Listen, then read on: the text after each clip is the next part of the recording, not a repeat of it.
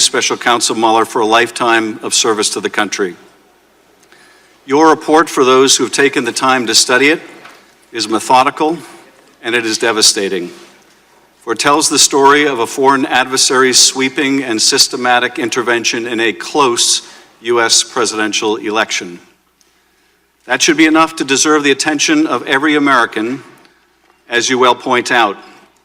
But your report tells another story as well. For the story of the 2016 election is also a story about disloyalty to country, about greed, and about lies. Your investigation determined that the Trump campaign, including Donald Trump himself, knew that a foreign power was intervening in our election and welcomed it, built Russian meddling into their strategy, and used it. Disloyalty to country. Those are strong words, but how else are we to describe a presidential campaign which did not inform the authorities of a foreign offer of dirt on their opponent, which did not publicly shun it or turn it away, but which instead invited it, encouraged it, and made full use of it? That disloyalty may not have been criminal, constrained by uncooperative witnesses, the destruction. The team was not able to establish each of the elements of the crime of conspiracy beyond a reasonable doubt, so not a provable crime in any event. But I think maybe something worse. A crime is the violation of law written by Congress, but disloyalty to country violates the very oath of citizenship, our devotion to a core principle on which our nation was founded, that we, the people, and not some foreign power that wishes us ill, we decide who governs us. This is also a story about money, about greed and corruption, about the leadership of a campaign willing to compromise the nation's interest, not only to win, but to make money at the same time. About a campaign chairman indebted to pro-Russian interests who tried to use his position to clear his debts and make millions. About a national security advisor using his position to make money from still other foreign interests.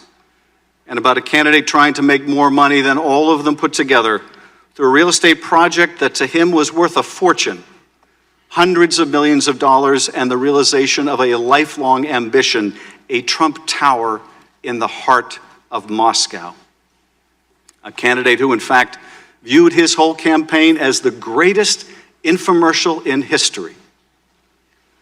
Donald Trump and his senior staff were not alone in their desire to use the election to make money. For Russia, too, there was a powerful financial motive. Putin wanted relief from U.S. economic sanctions imposed in the wake of Russia's invasion of Ukraine and over human rights violations. The secret Trump Tower meeting between the Russians and senior campaign officials was about sanctions. The secret conversations between Flynn and the Russian ambassador were about sanctions. Trump and his team wanted more money for themselves, and the Russians wanted more money for themselves and for their oligarchs. But the story doesn't end here either, for your report also tells a story about lies, lots of lies. Lies about a gleaming tower in Moscow and lies about talks with the Kremlin. Lies about the firing of FBI Director James Comey and lies about efforts to fire you, Director Mueller, and lies to cover it up. Lies about secret negotiations with the Russians over sanctions and lies about WikiLeaks. Lies about polling data and lies about hush money payments. Lies about meetings in the Seychelles to set up secret back channels and lies about a secret meeting in New York Trump Tower. Lies to the FBI, lies to your staff, and lies to this committee. Lies to obstruct an investigation into the most serious attack on our democracy by a foreign power in our history. That is where your report ends, Director Mueller, with a scheme to cover up, obstruct, and deceive every bit as systematic and pervasive as the Russian disinformation campaign itself, but far more pernicious since this rot came from within. Even now, after 448 pages and 2 volumes, the deception continues. The president and his acolytes say your report found no collusion, though your report explicitly declined to address that question, since collusion can involve both criminal and non-criminal conduct. Your report laid out multiple offers of Russian help to the Trump campaign, the campaign's acceptance of that help, and overt acts in furtherance of Russian help. To most Americans, that is the very definition of collusion, whether it is a crime or not. They say your report found no evidence of obstruction, though you outline numerous actions by the president intended to obstruct the investigation. They say the president has been fully exonerated, though you specifically declare you could not exonerate him. In fact, they say your whole investigation was nothing more than a witch hunt, that the Russians didn't interfere in our election, that it's all a terrible hoax. The real crime, they say, is not that the Russians intervened to help Donald Trump, but that the FBI had the temerity to investigate it when they did. But worst of all, worse than all the lies and the greed, is the disloyalty to country. For that too continues. When asked if the Russians intervene again, will you take their help, Mr. President? Why not? Was the essence of his answer. Everyone does it. No, Mr. President, they don't. Not in the America envisioned by Jefferson, Madison, and Hamilton. Not for those who believe in the idea that Lincoln labored until his dying day to preserve, the idea animating our great national experiment, so unique then, so precious still, that our government is chosen by our people through our franchise and not by some hostile foreign power. This is what is at stake. Our next election and the one after that, for generations to come, our democracy. This is why your work matters, Director Mueller. This is why our investigation matters, to bring these dangers to light. Ranking Member Nunes. Thank you, Mr. Chairman. Welcome, everyone, to the last gasp of the Russia collusion conspiracy theory. As Democrats continue to foist this spectacle on the American people, as well as you, Mr. Mueller, the American people may recall the media first began spreading this conspiracy theory in the spring of 2016, when Fusion GPS, funded by the DNC and the Hillary Clinton campaign, started developing the Steele dossier, a collection of outlandish accusations that Trump and his associates were Russian agents. Fusion GPS, Steele, and other Confederates fed these absurdities to naive or partisan reporters and to top officials in numerous government agencies, including the FBI, the Department of Justice, and the State Department. Among other things, the FBI used dossier allegations to obtain a warrant to spy on the Trump campaign. Despite acknowledging dossier allegations as being salacious and unverified, former FBI Director James Comey briefed those allegations to President Obama and President-elect Trump. Those briefings conveniently leaked to the press, resulting in the publication of the dossier and launching thousands of false press stories based on the word of a foreign ex-spy, one who admitted he was desperate that Trump lose the election and who was eventually fired as an FBI source for leaking to the press. After Comey himself was fired, by his own admission, he leaked derogatory information on President Trump to the press for the specific purpose, and successfully so, of engineering the appointment of a special counsel who sits here before us today. The FBI investigation was marred by further corruption and bizarre abuses. Top DOJ official Bruce Orr, whose own wife worked on Fusion GPS's anti-Trump operation, fed Steele's information to the FBI even after the FBI fired Steele. The top FBI investigator and his lover, another top FBI official, constantly texted about how much they hated Trump and wanted to stop him from being elected. And the entire investigation was opened based not on Five Eyes intelligence, but on a tip from a foreign politician about a conversation involving Joseph Mifsud. He's a Maltese diplomat who's widely portrayed as a Russian agent, but seems to have far more connections with Western governments, including our own FBI and our own State Department, than with Russia. Brazenly ignoring all these red flags, as well as the transparent absurdity of the claims they are making, the Democrats have argued for nearly 3 years that evidence of collusion is hidden just around the corner. Like the Loch Ness Monster, they insist it's there, even if no one can find it. Consider this. In March 2017, Democrats on this committee said they had more than circumstantial evidence of collusion, but they couldn't reveal it yet. Mr. Mueller was soon appointed, and they said he would find the collusion. Then when no collusion was found in Mr. Mueller's indictments, the Democrats said we'd find it in his final report. Then when there was no collusion in the report, we were told Attorney General Barr was hiding it. Then when it was clear Barr wasn't hiding anything, we were told it will be revealed through a hearing with Mr. Mueller himself. And now that Mr. Mueller is here, they are claiming that the collusion has actually been in his report all along, hidden in plain sight. And they're right. There is collusion in plain sight. Collusion between Russia and the Democratic Party. The Democrats colluded with Russian sources to develop the Steele dossier, and Russian lawyer Natalia Vesnitskaya colluded with the dossier's key architect, Fusion GPS head Glenn Simpson. The Democrats have already admitted, both in interviews and through their usual anonymous statements to reporters, that today's hearing is not about getting information at all. They said they want to, quote, bring the Mueller report to life and create a television moment through ploys like having Mr. Mueller recite passages from his own report. In other words, this hearing is political theater. It's a Hail Mary attempt to convince the American people that collusion is real and that it's concealed in the report. Granted, that's a strange argument to make about a report that is public.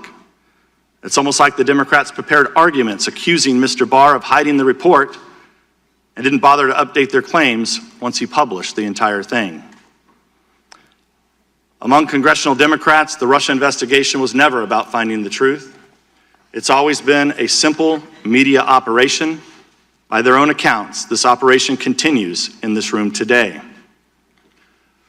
Once again, numerous pressing issues this committee needs to address are put on hold to indulge the political fantasies of people who believed it was their destiny to serve Hillary Clinton's administration. It's time for the curtain to close on the Russia hoax. The conspiracy theory is dead. At some point, I would argue, we're going to have to get back to work. Until then, I yield back the balance of my time. To ensure fairness and make sure that our hearing is prompt, I know we got a late start, Director Mueller. The hearing will be structured as follows. Each member of the committee will be afforded 5 minutes to ask questions, beginning with the chair and ranking member. As chair, I will recognize thereafter in alternating fashion and descending order of seniority members of the majority and minority. After each member has asked his or her questions, the ranking member will be afforded an additional 5 minutes to ask questions, followed by the chair, who will have additional 5 minutes for questions. The ranking member and the chair will not be permitted to delegate or yield our final round of questions to any other member. After 6 members of the majority and 6 members of the minority have concluded their 5-minute rounds of questions, we'll take a 5 or 10-minute break that we understand you've requested before resuming the hearing with Congressman Swalwell starting his round of questions. Special Counsel Mueller is accompanied today by Aaron Zebley, who served as Deputy Special Counsel from May 2017 until May 2019 and had day-to-day oversight of the Special Counsel's investigation. Mr. Mueller and Mr. Zebley resigned from the Department of Justice at the end of May 2019 when the Special Counsel's office was closed. Both Mr. Mueller and Mr. Zebley will be available to answer questions today and will be sworn in consistent with the rules of the House and the committee. Mr. Mueller and Mr. Zebley's appearance today before the committee is in keeping with the committee's longstanding practice of receiving testimony from current or former Department of Justice and FBI personnel regarding open and closed investigative matters. As this hearing is under oath and before we begin your testimony, Mr. Mueller and Zebley Would you please rise and raise your right hands to be sworn?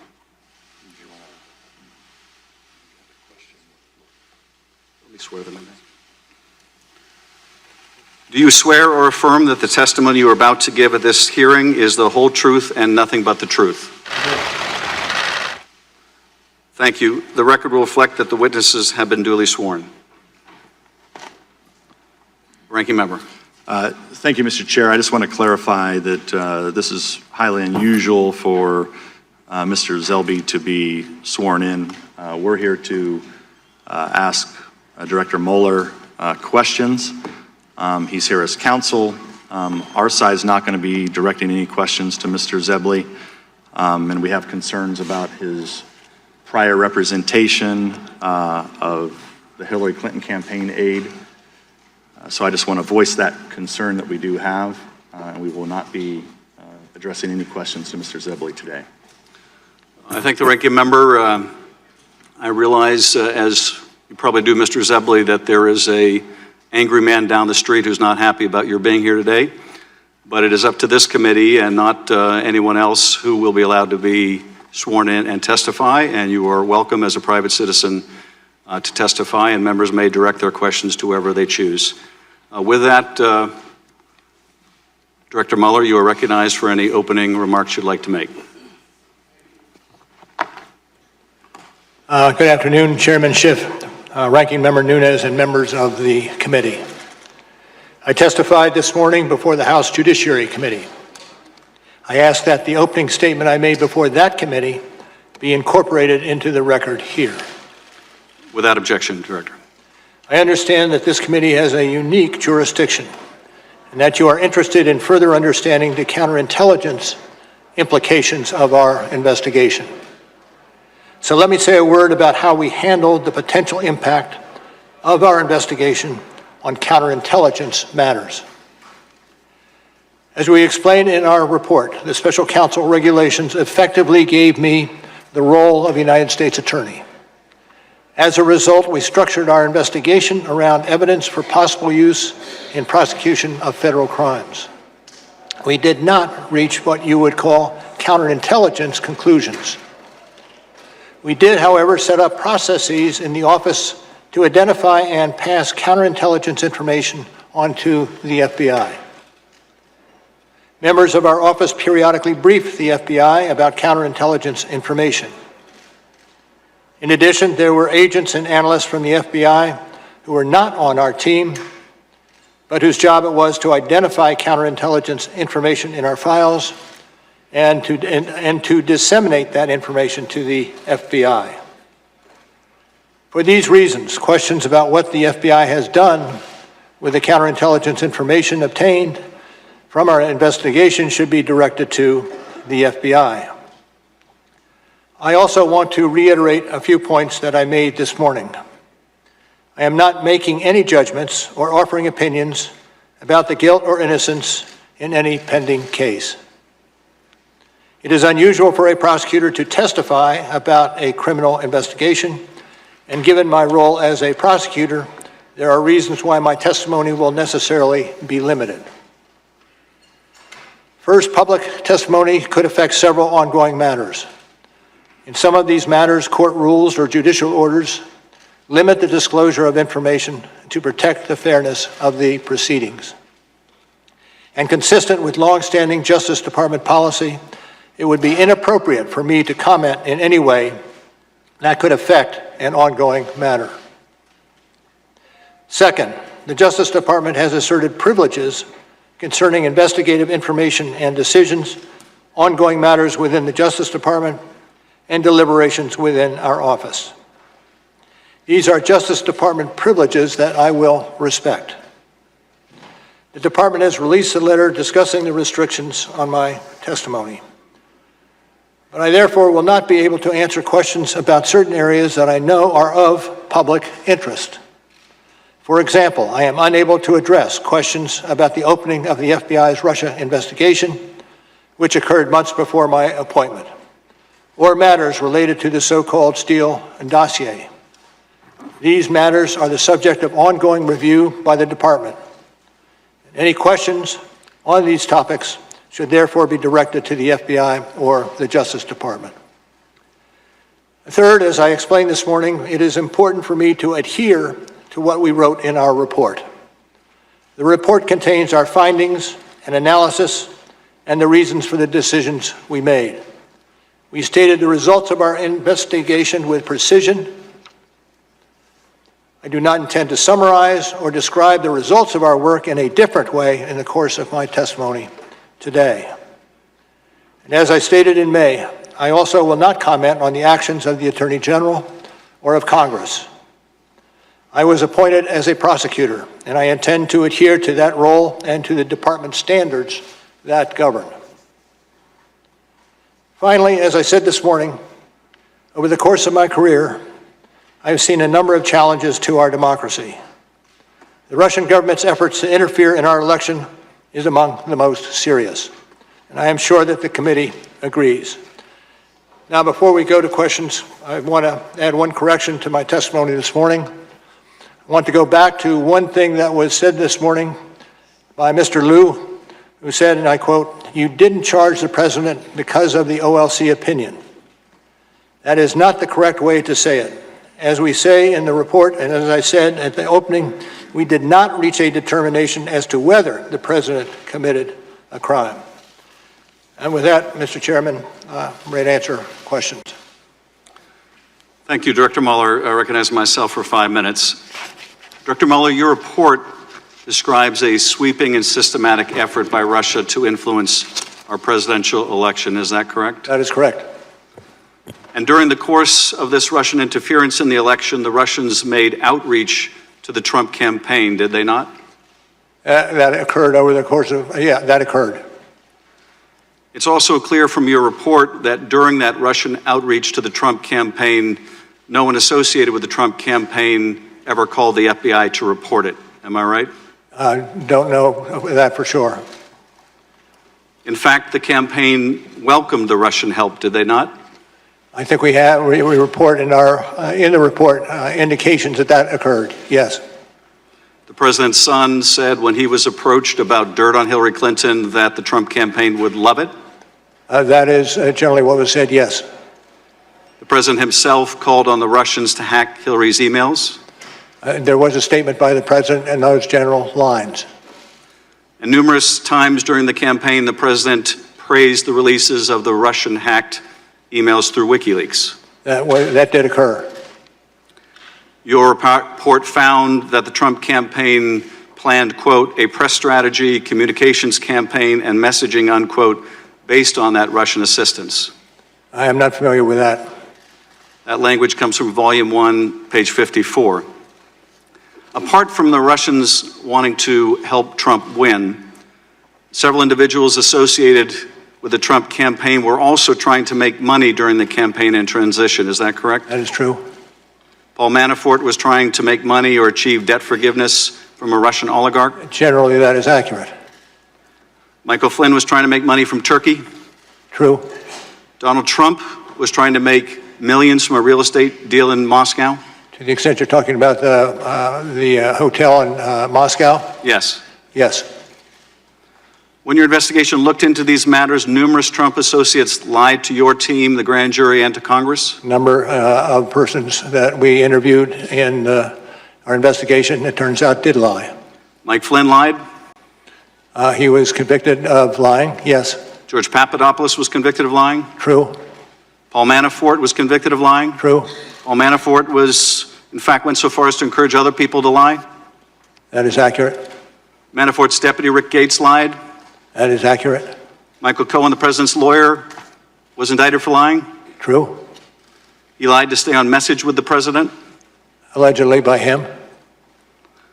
And when Donald Trump called your investigation a witch hunt, that was also false, was it not? I'd like to think so, yes.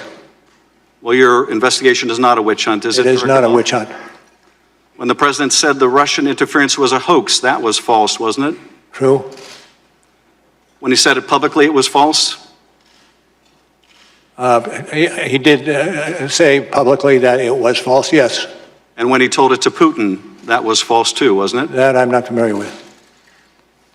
When the president said he had no business dealings with Russia, That was false, wasn't it? I'm not going to go into the details of the report that along those lines.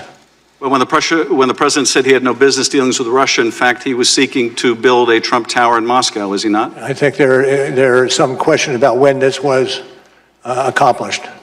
Well, you would consider a billion-dollar deal to build a tower in Moscow to be business dealings, wouldn't you, Director Mueller? Yeah, absolutely.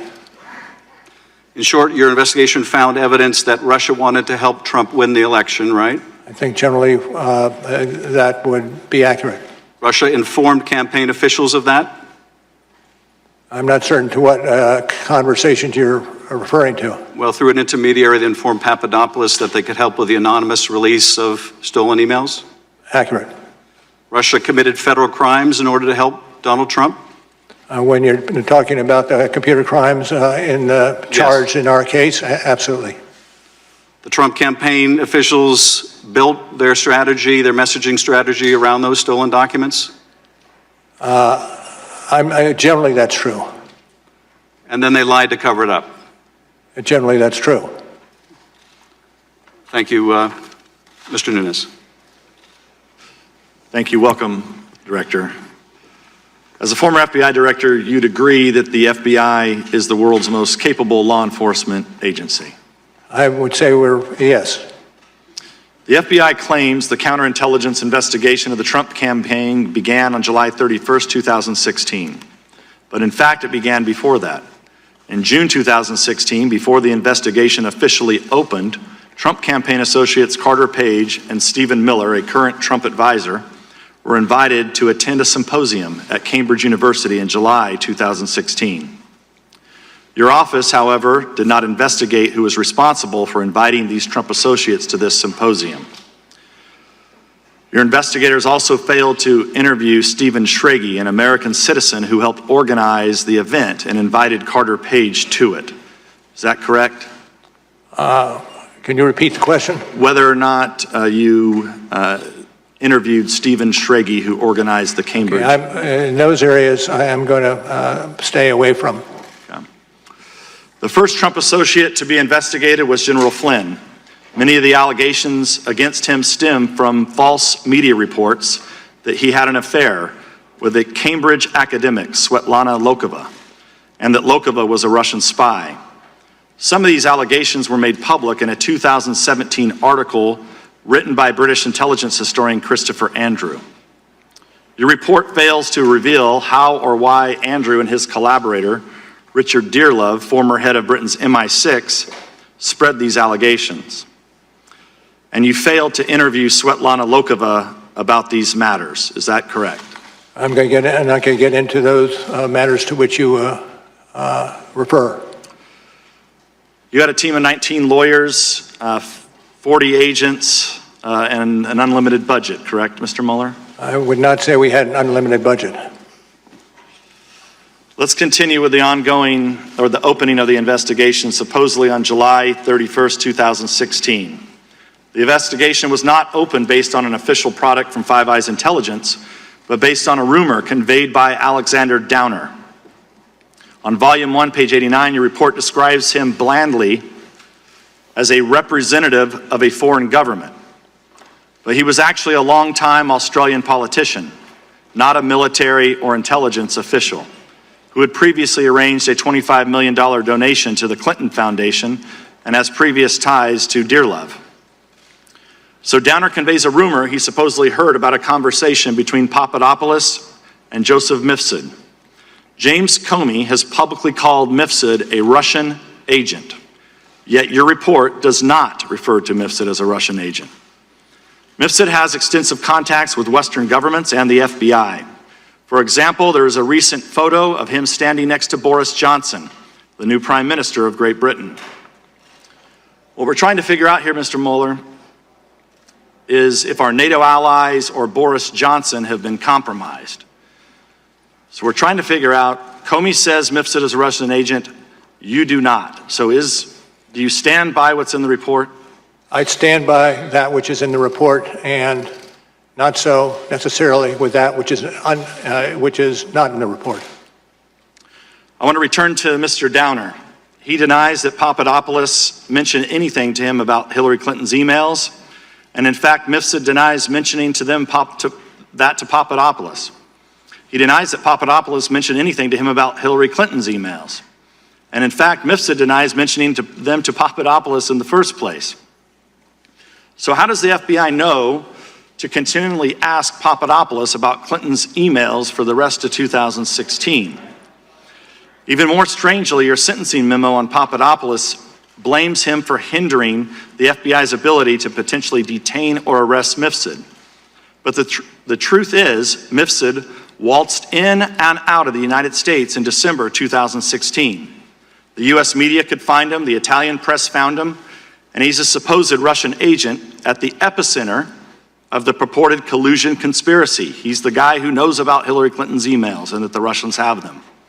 But the FBI failed to question him for a half a year after officially opening the investigation.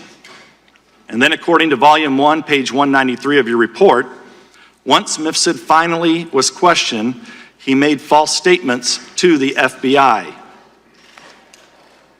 But you declined to charge him.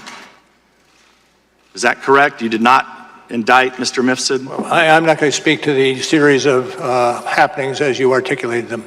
But you did not indict Mr. Mifsud? Time of the gentleman has expired. Pardon? You did not indict Mr. Mifsud? True. Mr. Himes. Director Mueller, thank you for your lifetime of service to this country, and thank you for your perseverance and patience today. Director, your report opens with two statements of remarkable clarity and power. The first statement is one that is, as of today, not acknowledged by the President of the United States, and that is, quote, the Russian government interfered in the 2016 presidential election in sweeping and systematic fashion.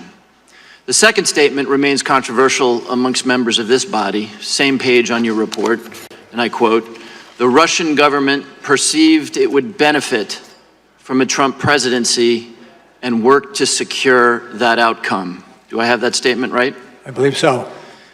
Director Mueller, this attack on our democracy involved, as you said, two operations. First, a social media disinformation campaign. This was a targeted campaign to spread false information on places like Twitter and Facebook. Is that correct? That's correct. Facebook estimated, as per your report, that the Russian fake images reached 126 million people. Is that correct? I believe that's the sum that we record. Director, who did the Russian social media campaign ultimately intend to benefit? Hillary Clinton or Donald Trump? Donald Trump. The second operation, Director... Let me just say Donald Trump, but there were instances where Hillary Clinton was subject to much the same behavior. The second operation in the Russian attack was a scheme, what we call the hack and dump, to steal and release hundreds of thousands of emails from the Democratic Party and the Clinton campaign. Is that a fair summary? That is. Did your investigation find that the releases of the hacked emails were strategically timed to maximize impact on the election? I'd have to refer you to our report on that question. Page 36, I quote, the release of the documents was designed and timed to interfere with the 2016 U.S. presidential election. Mr. Mueller, which presidential candidate was Russia's hacking and dumping operation designed to benefit, Hillary Clinton or Donald Trump? Mr. Trump. Mr. Mueller, is it possible that this sweeping and systematic effort by Russia actually had an effect on the outcome of the presidential election? Those issues are being or have been investigated by other entities. 126 million Facebook impressions, fake rallies, attacks on Hillary Clinton's health. Would you rule out that it might have had some effect on the election? I'm not going to speculate. Mr. Mueller, your report describes a third avenue of attempted Russian interference. That is the numerous links and contacts between the Trump campaign and individuals tied to the Russian government. Is that correct? Could you repeat that question? Your report describes what is called a third avenue of Russian interference, and that's the links and contacts between the Trump campaign and individuals tied to the Russian government. Yes. Let's bring up slide 1, which is about George Papadopoulos, and it reads, on May 6, 2016, 10 days after that meeting with Mifsud, much discussed today, Papadopoulos suggested to a representative of a foreign government that the Trump campaign had received indications from the Russian government that it could assist the campaign through the anonymous release of information that would be damaging to Hillary Clinton. And Director, that's exactly what happened 2 months later, is it not? Well, I can speak to the excerpt that you have on the screen as being accurate from the report, but not the second half of your question. Well, the second half, just to refer to page 6 of the report, is that on July 22nd, through WikiLeaks, thousands of these emails that were stolen by the Russian government appeared, correct? That's on page 6 of the report. This is the WikiLeaks posting of those emails. I can't find it quickly, but please continue. Okay. So just to be clear, before the public or the FBI ever knew, the Russians previewed for a Trump campaign official, George Papadopoulos, that they had stolen emails that they could release anonymously to help Donald Trump and hurt Hillary Clinton. Is that correct? I'm not going to speak to that. Director, rather than report this contact with Joseph Massoud and the notion that there was dirt that the campaign could use, rather than report that to the FBI that I think most of my constituents would expect an individual to do, Papadopoulos in fact lied about his Russian contacts to you. Is that not correct? That's true. We have an election coming up in 2020, Director. If a campaign receives an offer of dirt from a foreign individual or a government, generally speaking, should that campaign report those contacts? Should be. It can be, depending on the circumstances of crime. I will yield back the balance of my time. Mr. Conaway. Thank you. Mr. Mueller, did anyone ask you to exclude anything from your report that you felt should have been in the report? I don't think so, but it's not a small report. But no one asked you specifically to exclude something that you believe should have been in there? Not that I can recall, no. I yield the balance of my time to Mr. Ratcliffe. Thank you. Thank the gentleman for yielding. Good afternoon, Director Mueller. In your May 29th press conference, and again in your opening remarks this morning, you made it pretty clear you wanted the special counsel report to speak for itself. You said at your press conference that that was the office's final position and we will not comment on any other conclusions or hypotheticals about the president. Now, you spent the last few hours of your life from Democrats trying to get you to answer all kinds of hypotheticals about the president, and I expect that it may continue for the next few hours of your life. I think you've stayed pretty much true to what your intent and desire was, but I guess regardless of that, the special counsel's office is closed and it has no continuing jurisdiction or authority. So what would be your authority or jurisdiction for adding new conclusions or determinations to the special counsel's written report? As to the latter, I don't know or expect changes in conclusions that we included in our report. So to that point, you addressed one of the issues that I needed to, which was from your testimony this morning, which some construed as a change to the written report. You talked about the exchange that you had with Congressman Lieu. I wrote it down a little bit different. I want to ask you about it so that the record's perfectly clear. I recorded that he asked you, quote, the reason you did not indict Donald Trump is because of the OLC opinion stating you cannot indict a sitting president, to which you responded, that is correct. That response is inconsistent. I think you'll agree with your written report. I want to be clear that it is not your intent to change your written report. It is your intent to clarify the record to that effect. As I started today, this afternoon, and added either a footnote or an endnote, what I wanted to clarify is the fact that we did not make any determination with regard to culpability in any way. We did not start that process down the road. Terrific. Thank you for clarifying the record. A stated purpose of your appointment as special counsel was to ensure a full and thorough investigation of the Russian government efforts to interfere in the 2016 presidential election. As part of that full and thorough investigation, what determination did the special counsel office make about whether the Steele dossier was part of the Russian government efforts to interfere in the 2016 presidential election? Again, when it comes to Mr. Steele, I defer to the Department of Justice. Well, first of all, Director, I very much agree with your determination that Russia's efforts were sweeping and systematic. I think it should concern every American. That's why I want to know just how sweeping and systematic those efforts were. I want to find out if Russia interfered with our election by providing false information through sources to Christopher Steele about a Trump conspiracy that you determined didn't exist. Well, I'm not going to discuss the issues with regard to Mr. Steele. And in terms of a portrayal of the conspiracies, we returned 2 indictments in the computer crimes arena, one GRU and another active measures in which we lay out in excruciating detail what occurred in those 2 rather large conspiracies. I agree with respect to that, but why this is important is an application and 3 renewal applications were submitted by the United States government to spy or surveil on Trump campaign Carter associate, or Carter Page, and on all 4 occasions, the United States government submitted the Steele dossier as a central piece of evidence with respect to that. Now, the basic premise of the dossier, as you know, was that there was a well-developed conspiracy of cooperation between the Trump campaign and the Russian government, but the special counsel investigation didn't establish any conspiracy, correct? Well, what I can tell you is that the events that you are characterizing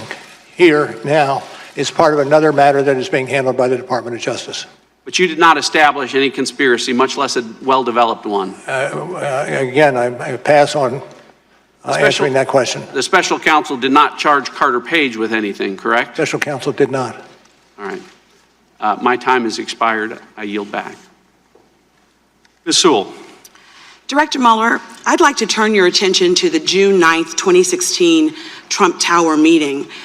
Slide 2, which should be on the screen now, is part of an email chain between Donald Trump Jr. and a publicist representing the son of a Russian oligarch. The email exchange ultimately led to the now infamous June 9th, 2016 meeting. The email from the publicist to Donald Trump Jr. reads in part, "The Crown Prosecutor of Russia offered to provide the Trump campaign with some official documents and information that would incriminate Hillary in her dealings with Russia and is a part of Russia and its government's support of Mr. Trump." In this email, Donald Trump Jr.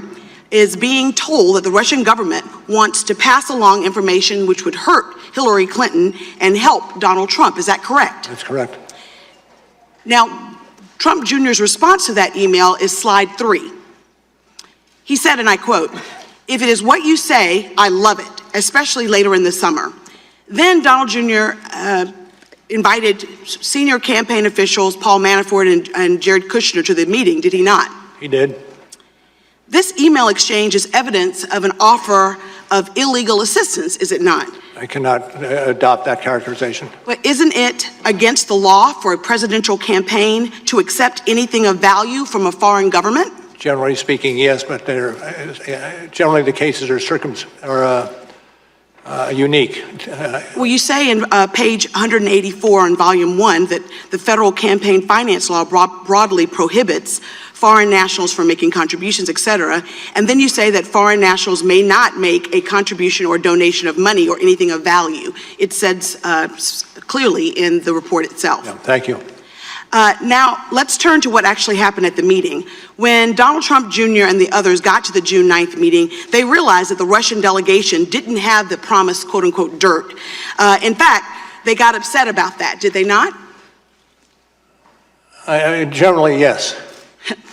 You say in volume 1, page 118, that Trump Jr. asked, what are we doing here? What do they have on Clinton? And during the meeting, Kushner actually texted Manafort saying it was, quote, a waste of time, end quote. Is that correct? I believe it's in the report along the lines you specify.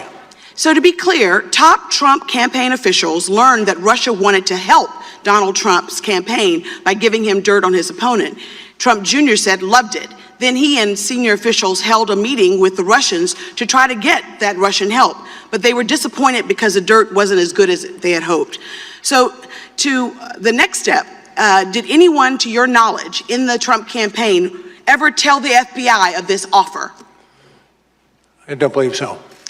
Did Donald Trump Jr. tell the FBI that they received an offer of help from the Russians? I'm going that's about all I'll say on this aspect of it. Wouldn't it be true, sir, that if they had reported it to the FBI or anyone in that campaign during the course of your 2-year investigation, you would have uncovered such a... I would hope, yes. Yes.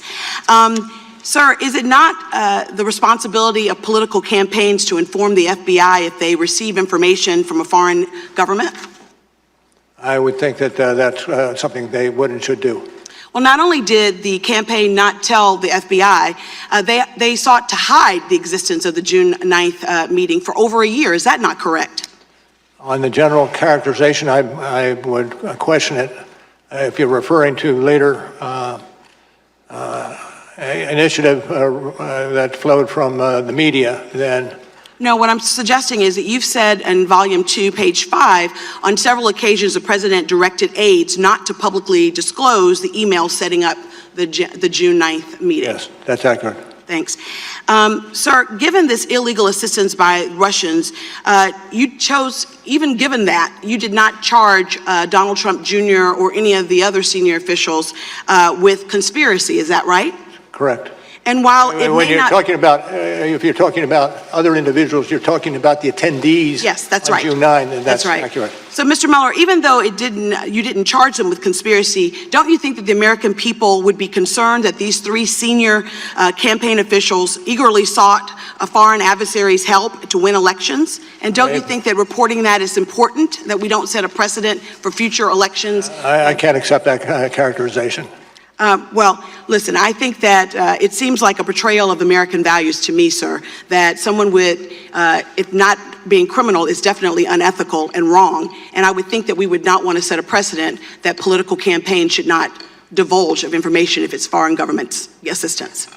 Thank you, sir. Mr. Turner. Mr. Mueller, I have your opening statement, and in the beginning of your opening statement, you indicate that pursuant to Justice Department regulations, that you submitted a confidential report to the Attorney General at the conclusion of the investigation. What I'd like you to confirm is the report that you did, that is the subject matter of this hearing, was to the Attorney General. Yes. Now, you also state in this opening statement that you threw overboard the word collusion, because it's not a legal term. You would not conclude because collusion was not a legal term. Well, it depends on how you want to use the word. In the general parlance, people can think of it that way, but if you're talking about in the criminal statute arena, you can't, because it really is much more aptly and accurately described as conspiracy. Right, so in your words are, it's not a legal term, so you didn't put it in your conclusion, correct? That's what your opening statement is. Mr. Mueller, I want to talk about your powers and authorities. Now, the Attorney General and the appointment order gave you powers and authorities that reside in the Attorney General. Now, the Attorney General has no ability to give you powers and authority greater than the powers and authority of the Attorney General, correct? No, I don't believe, I think that is correct. Mr. Mueller, I want to focus on one word in your report. It's the second to the last word in the report. It's exonerate. The report states, accordingly, while this report does not conclude that the president committed a crime, it does not exonerate him. Now, in the judiciary hearing, in your prior testimony, you've already agreed with Mr. Radcliffe that exonerate is not a legal term, that there is not a legal test for this. So I have a question for you, Mr. Mueller. Mr. Mueller, does the Attorney General have the power or authority to exonerate? Now, what I'm putting up here is the United States Code. This is where the Attorney General gets his power, and the Constitution, and the annotated cases of these, which we've searched. We even went to your law school, because I went to Case Western, but I thought maybe your law school teaches it differently, and we got the criminal law textbook from your law school. Mr. Mueller, nowhere in these, because we had them scanned, is there a process or description on exonerate. There's no office of exoneration at the Attorney General's office. There's no certificate at the bottom of his desk. Mr. Mueller, would you agree with me that the Attorney General does not have the power to exonerate? I'm going to pass on that. Why? Because it embroils us in a legal discussion, and I'm not prepared to do a legal discussion in that arena. Well, Mr. Mueller, you would not disagree with me when I say that there is no place that the Attorney General has the power to exonerate, and he's not been given that authority. You would not. Again, I'm not going to. I take your question. Great. Well, the one thing that I guess is that the Attorney General probably knows that he can't exonerate either. And that's the part that kind of confuses me. Because if the Attorney General doesn't have the power to exonerate, then you don't have the power to exonerate. And I believe he knows he doesn't have the power to exonerate. And so this is the part that I don't understand. If your report is to the Attorney General, and the Attorney General doesn't have the power to exonerate, and he knows that you do not have that power, you don't have to tell him that you're not exonerating the president. He knows this already. So then that kind of changed the context of the report. No, we included in the report for exactly that reason. He may not know it, and he should know it. So you believe that the attorney, Bill Barr, believes that somewhere in the hallways of the Department of Justice, there's an office of exoneration? No, that's not what I said. Well, I believe he knows, and I don't believe you put that in there for Mr. Barr. I think you put that in there for exactly what I'm going to discuss next, and that is, so the Washington Post yesterday, when speaking of your report, the article said Trump could not be exonerated of trying to obstruct the investigation itself. Trump could not be exonerated. Now, that statement is correct, Mr. Mueller, isn't it, in that no one can be exonerated? The reporter wrote this. This reporter can't be exonerated. Mr. Mueller, you can't be exonerated. In fact, in our criminal justice system, there is no power or authority to exonerate. Now, this is my concern, Mr. Mueller. This is the headline on all of the news channels while you were testifying today. Mueller, Trump was not exonerated. Now, Mr. Mueller, what you know is that this can't say Mueller exonerated Trump, because you don't have the power or authority to exonerate Trump. You have no more power to declare him exonerated than you have the power to declare him Anderson Cooper. So the problem that I have here is that since there's no one in the criminal justice system that has that power, the president pardons, he doesn't exonerate. Courts and juries don't declare innocent, they declare not guilty. They don't even declare exoneration. The statement about exoneration is misleading, and it's meaningless, and it colors this investigation one word out of the entire portion of your report, and it's a meaningless word that has no legal meaning, and it has colored your entire report. Time of the gentleman has expired. Mr. Carson. Thank you, Chairman. Thank you, Director Mueller, for your years of service to our country. I want to look more closely, sir, at the Trump campaign chairman, Paul Manafort, an individual who I believe betrayed our country, who lied to a grand jury, who tampered with witnesses, and who repeatedly tried to use his position with the Trump campaign to make more money. Let's focus on the betrayal and greed. Your investigation, sir, found a number of troubling contacts between Mr. Manafort and Russian individuals during and after the campaign. Is that right, sir? Correct. Correct. In addition to the June 9th meeting just discussed, Manafort also met several times with a man named Konstantin Kilimnik, who the FBI assessed to have ties with Russian intel agencies. Is that right, sir? Correct. In fact, Mr. Manafort didn't just meet with him, he shared private Trump campaign polling information with this man linked to Russian intelligence. Is that right, sir? That is correct. And in turn, the information was shared with a Russian oligarch tied to Vladimir Putin. Is that right, sir? Allegedly. Director Mueller, meeting with him wasn't enough. Sharing internal polling information wasn't enough. Mr. Manafort went so far as to offer this Russian oligarch tied to Putin a private briefing on the campaign. Is that right, sir? Yes, sir. And finally, Mr. Manafort also discussed internal campaign strategy on 4 battleground states, Michigan, Wisconsin, Pennsylvania, and Minnesota, with the Russian intelligence-linked individual. Did he not, sir? That's reflected in the report, as were the items you listed previously. Director Mueller, based on your decades of years of experience at the FBI, would you agree, sir, that it creates a national security risk when a presidential campaign chairman shares private polling information on the American people, private political strategy related to winning the votes of the American people, and private information about American battleground states with a foreign adversary? Is that the question, sir? Yes, sir. I'm not going to speculate along those lines. To the extent that it's within the lines of the report, then I support it. Anything beyond that is not part of that which I would support. Well, I think it does, sir. I think it shows an infuriating lack of patriotism from the very people seeking the highest office in the land. Director Mueller, Manafort didn't share this information in exchange for nothing, did he, sir? I can't answer that question without knowing more about the question. Well, it's clear that he hoped to be paid back money he was owed by Russian or Ukrainian oligarchs in return for the passage of private campaign information, correct? That is true. Director Mueller, as my colleague Mr. Heck will discuss later, greed corrupts.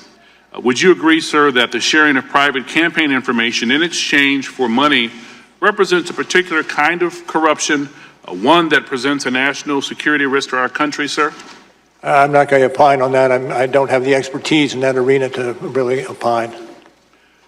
Would you agree, sir, that Manafort's contacts with Russians close to Vladimir Putin and his efforts to exchange private information on Americans for money left him vulnerable to blackmail by the Russians? I think generally so, that would be the case. Would you agree, sir, that these acts demonstrated a betrayal of the democratic values of our country rests on? I can't agree with that. Director Mueller. Not that it's not true, but I cannot agree with it. Yes, sir.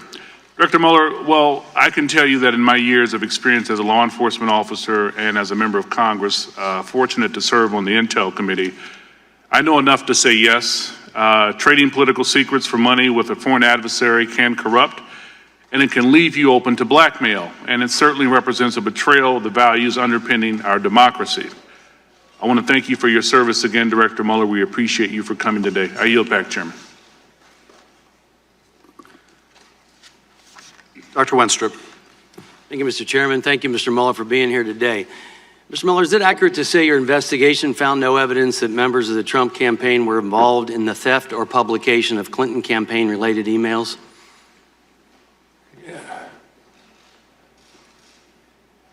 Can you repeat the question? Is it accurate to say your investigation found no evidence that members of the Trump campaign were involved in the theft or publication of the Clinton campaign-related emails? I don't know what the, Well, Volume 1, page 5, the investigation did not establish that members of the Trump campaign conspired or coordinated with the Russian government in its election interference activities.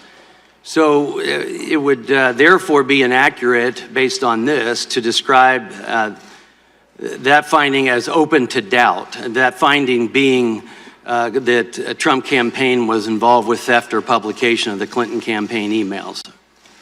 Are you following that, sir? I do believe I'm following it, but it is that portion of that matter, it does not fall within our jurisdiction or fall within our investigation. Well, based on what your report says, Volume 1, page 5, I just want to be clear that open to doubt is how the committee Democrats described this finding in their minority views of our 2018 report. And it kind of flies in the face of what you have in your report. But so is it accurate also to say the investigation found no documentary evidence that George Papadopoulos told anyone affiliated with the Trump campaign about Joseph Mifsid's claims that the Russians had dirt on candidate Clinton? Let me turn that over to Mr. Zebley. I'd like to ask you, sir.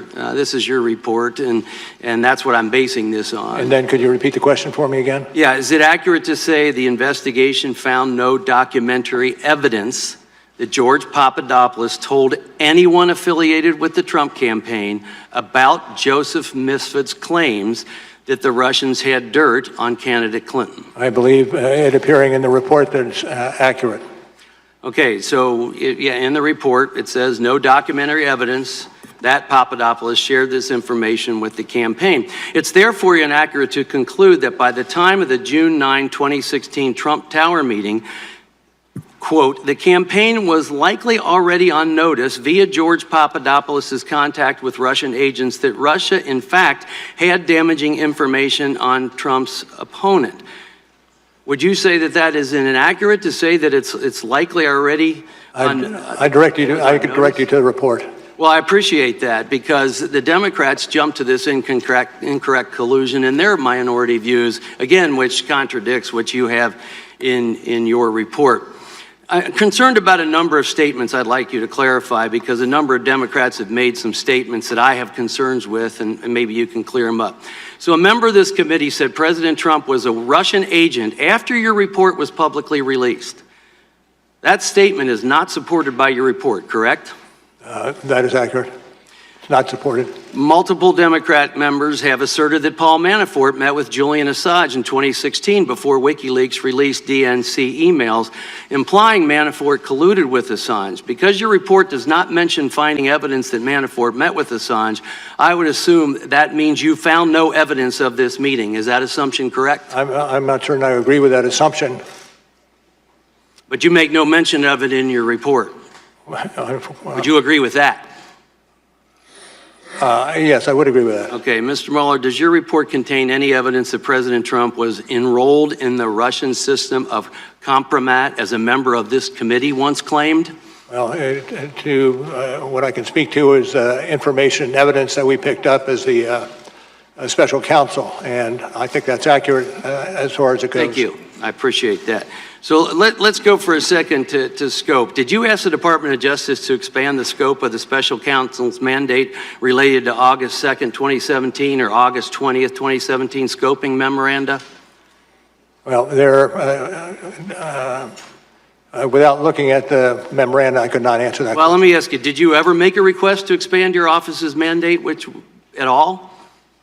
Generally, yes. And was that ever denied? I'm not going to speak to that. You're not going It to goes speak to to that? internal deliberations. Well, I'm just trying to understand process. Does expanding the scope come from the acting attorney general or Rosenstein, or does it come from you, or can it come from either? I'm not going to discuss any other alternatives. Thank you, Mr. Mueller. Ms. Spear. Thank you, Mr. Chairman. Mr. Mueller, I think I can say without fear of contradiction that you're the greatest patriot in this room today, and I want to thank you for being here. Thank you. You said in your report, and I'm going to quibble with your words, that the Russian intervention was sweeping and systematic. I would quibble with that because I don't think it was just an intervention. I think it was an invasion. And I don't think it was just sweeping and systematic. I think it was sinister and scheming. But having said that, one of my colleagues earlier here referred to this Russian intervention as a hoax.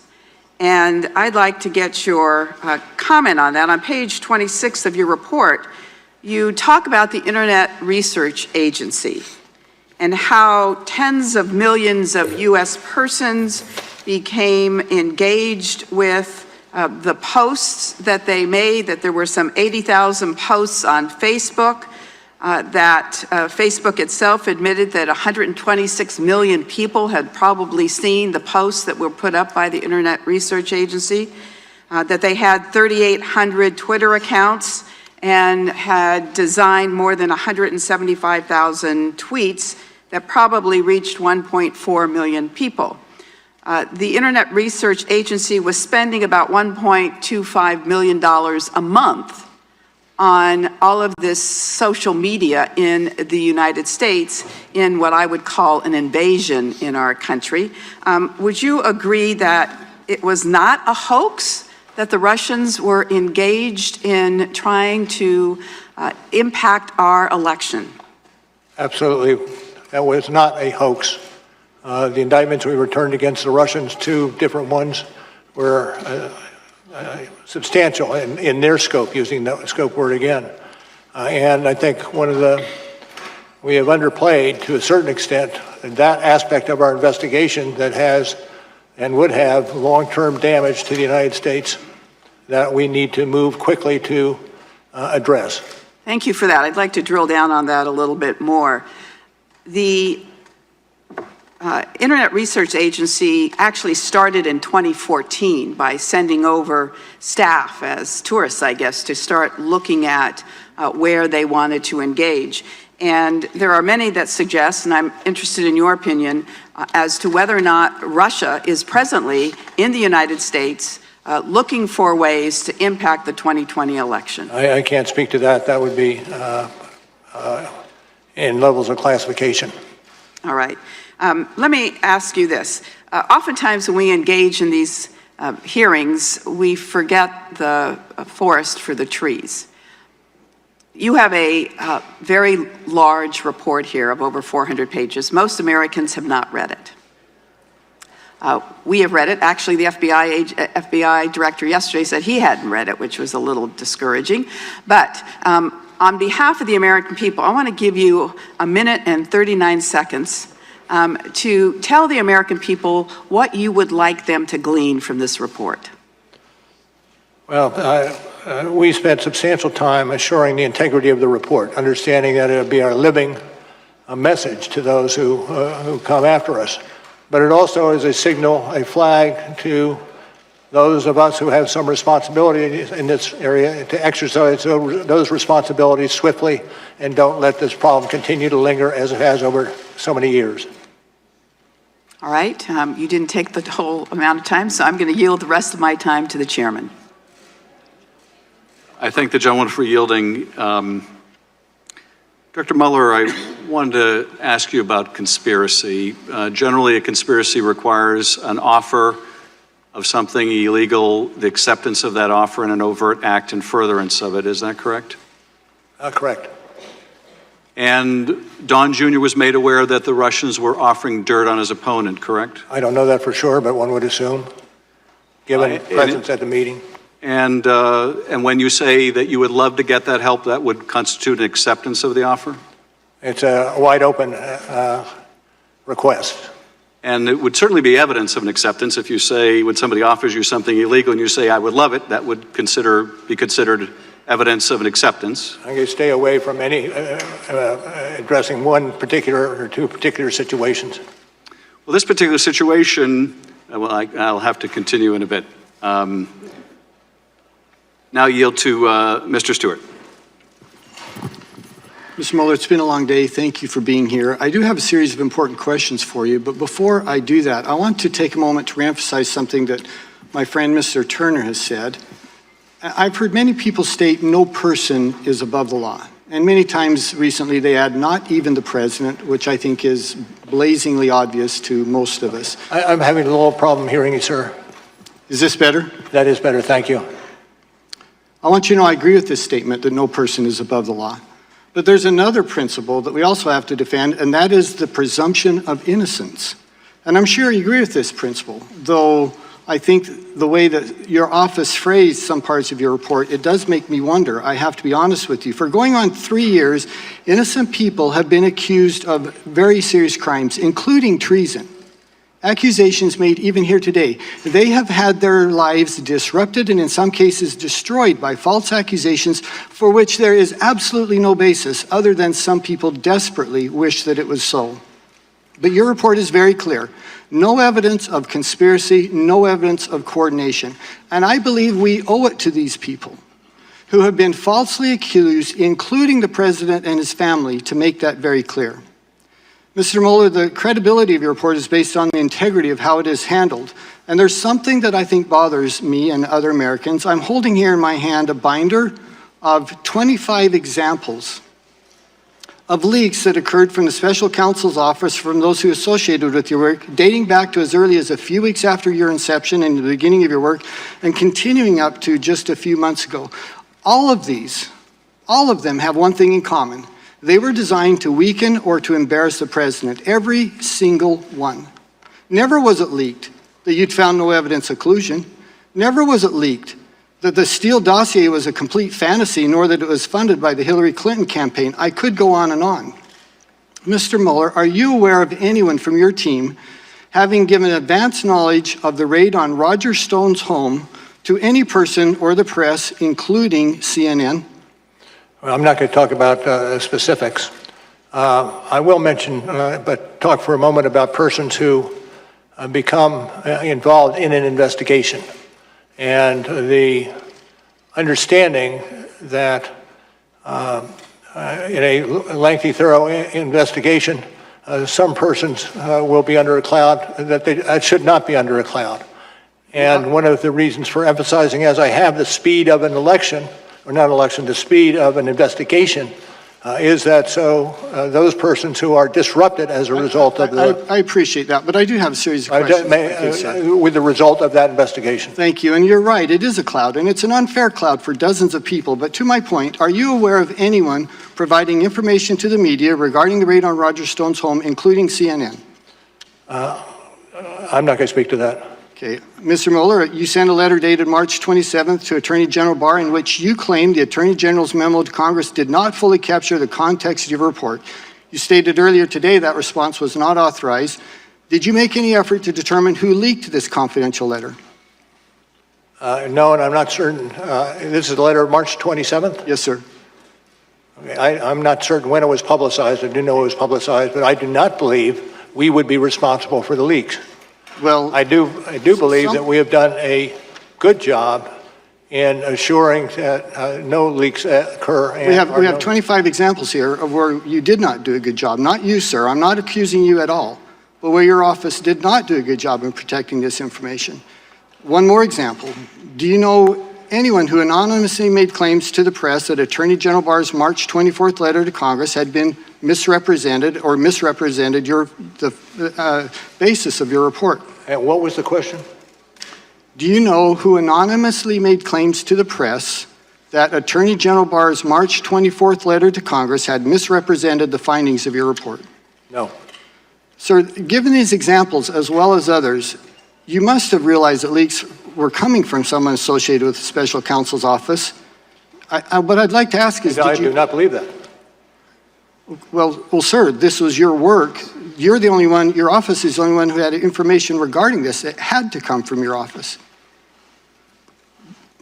Putting that aside, which leads me to my final question, did you do anything about it? From the outset, we've undertaken to make certain that we minimize the possibility of leaks. And I think we were successful over the 2 years that we were in operation. Well, I wish you'd been more successful, sir. I think it was disruptive to the American people. My time has expired. I yield back. Mr. Quigley. Thank you, Mr. Chairman. Director, thank you for being here. This too shall pass. Earlier today and throughout the day, you have stated the policy that a seated president cannot be indicted, correct? Correct.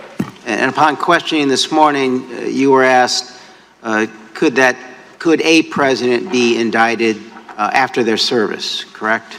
Yes. And your answer was that they could. They could. Director, please speak into the microphone. I'm sorry. Thank you. So they could.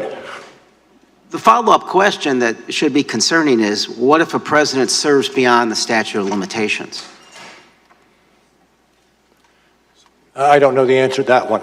Would it not indicate that if the statute of limitations on federal crimes such as this are 5 years, that a president who serves a second term is therefore under the policy above the law? I'm not certain I would agree with the conclusion. I'm not certain that I can see but the statute possibility that you suggest. But the statute doesn't toll, is that correct? I don't know specifically. It clearly doesn't. And I just want, as the American public is watching this and perhaps learning about many of these for the first time, we need to consider that, and that the other alternatives are perhaps all that we have. But I appreciate your response. Earlier in questioning, someone mentioned that it was a question involving whether anyone in the Trump political world publicized the emails, whether or not that was the case. I just want to refer to volume 1, page 60, where we learn that Trump Jr. publicly tweeted a link to the leak of stolen Podesta emails in October of 2016. You're familiar with that? I am. So that would at least be a republishing of this information, would it not? I'm not certain I would agree. I'm not certain I would agree with that.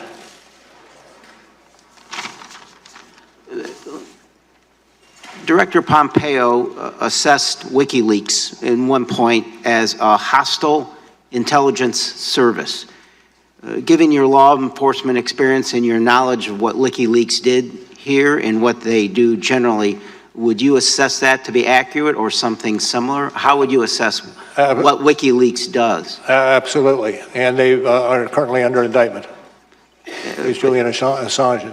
But would it be fair to describe them as, you would agree with Mr. Director Pompeo, that's what he was when he made that remark, that it's a hostile intelligence service, correct? Yes. If we could put up slide 6. This just came out, WikiLeaks. I love WikiLeaks. Donald Trump, October 10th, 2016. This WikiLeaks stuff is unbelievable. It tells you the inner heart. You got to read it. Donald Trump, October 12th, 2016. This WikiLeaks is like a treasure trove. Donald Trump, October 31st, 2016. Boy, I love reading those WikiLeaks. Donald Trump, November 4th, 2016.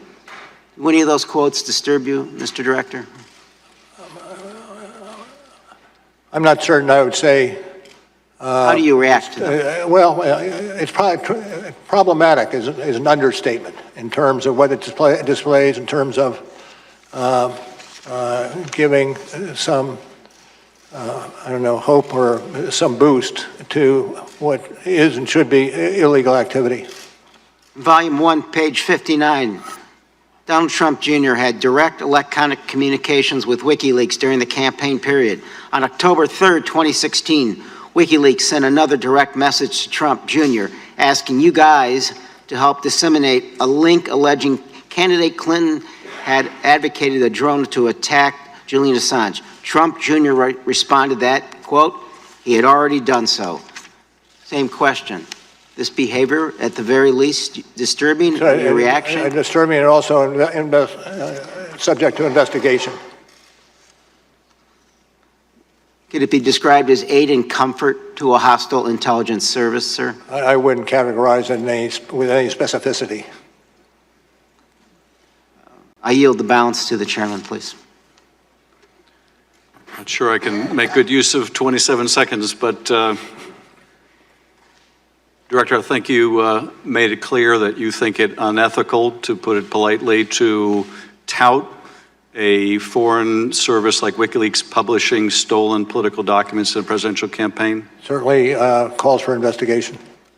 Thank you, Director. We're going to go now to Mr. Crawford, and then after Mr. Crawford's 5 minutes, we'll take a 5 or 10 minute break.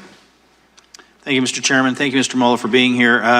Days after your appointment, Peter Strzok texted about his concern that there's, quote, no big there in the Trump campaign investigation. Did Strzok or anyone else who worked on the FBI's investigation tell you that around 10 months into the investigation, the FBI still had no case for collusion? Who? Can you repeat that? Peter Strzok. Could you, I'm sorry, can you move the microphone up a little closer? Sure. There's Thank you. There's a quote attributed to Peter Strzok. He texted about his concern that there is, quote, no big there in the Trump campaign investigation. Did he or anyone else who worked on the FBI's investigation tell you that around 10 months into the investigation, the FBI still had no case for collusion? No. Is the Inspector General report correct that the text messages from Peter Strzok and Lisa Page's phones from your office were not retained after they left the special counsel's office? Well, I don't, it depends on what you're talking about. The investigation into those Peter Strzok went on for a period of time, and I'm not certain what it encompasses. It may well have encompassed what you're adverting to. Okay, let me move on just real quickly. Did you ask the department to authorize your office to investigate the origin of the Trump-Russia investigation? I'm not going to get into that. It goes to internal deliberations. So the circumstances surrounding the origin of the investigation have yet to be fully vetted then. I'm certainly glad that Attorney General Barr and U.S. Attorney Durham are looking into this matter. With that, I'd like to yield the balance of my time to the ranking member, Nunes. Thank the gentleman for yielding. Mr. Mueller, I want to make sure you're aware of who Fusion GPS is. Fusion GPS is a political operations firm that was working directly for the Hillary Clinton campaign and the Democrat National Committee. They produced the dossier, so they paid Steele, who then went out and got the dossier. And I know you don't want to answer any dossier questions, so I'm not going there, but your report mentions Natalia Vesnitskaya 65 times. She meets in the Trump Tower. It's this infamous Trump Tower meeting. It's in your report. You've heard many of the Democrats refer to it today. The meeting was shorter than 20 minutes, I believe. Is that correct? I think what we have in our report reflects it was about that length. So do you know, so Fusion GPS, the main actor at Fusion GPS, the president of the company, or the owner of the company, is a guy named Glenn Simpson who's working for Hillary Clinton. Glenn Simpson, do you know how many times Glenn Simpson met with Natalia Vlesnskaya? Myself? No. Would it surprise you that the Clinton campaign dirty ops arm met with Natalia Vlesnskaya more times than the Trump campaign did? Well, this is an area that I'm not going to get into, as I indicated at the outset. Did you ever interview Glenn Simpson? I'm going to pass on that. According to, I'm going to change topics here. According to notes from the State Department official Kathleen Kavalak, Christopher Steele told her that former Russian intelligence head Trubnikov and Putin advisor Surkov were sources for the Steele dossier. Now, knowing that these are, not getting into whether these sources were real or not real, was there any concern that there could have been disinformation that was going from the Kremlin into the Clinton campaign and then being fed into the FBI? As I said before, this is an area that I cannot speak to. Is that because it's not in the report, or or because of an ongoing Internal investigation? deliberations, other proceedings, and the like. Okay. When Andrew Weissman and Zaneb Ahmed joined your team, were you aware that Bruce Orr, Department of Justice top official, directly briefed the dossier allegations to them in the summer of 2016? Again, I'm not going to speak to that issue. Okay. Before you arrested George Papadopoulos in July of 2017, he was given $10,000 in cash in Israel. Do you know who gave him that cash? Again, it's outside our ambit, and questions such as that should go to the FBI or the department. But it involved your investigation. It involved persons involved in my investigation. Thank you, Mr. Chairman. Committee will stand in recess for 5 or 10 minutes. Please, folks, remain in your seats. Allow the director, Mr. Zebley, to exit the chamber. And with that, the Intelligence Committee Chair, Adam Schiff, gives Robert Mueller a short break. He said 5 to 10 minutes before he comes back to answer questions from the remainder of the members of the House Intelligence Committee. You see Robert Mueller heading out the door right there. I'm Judy Woodruff, PBS NewsHour, joined here in our studio by John Carlin, Mary McCord. You're listening to The Manning Report with your host, James David Manning. The news behind the headlines.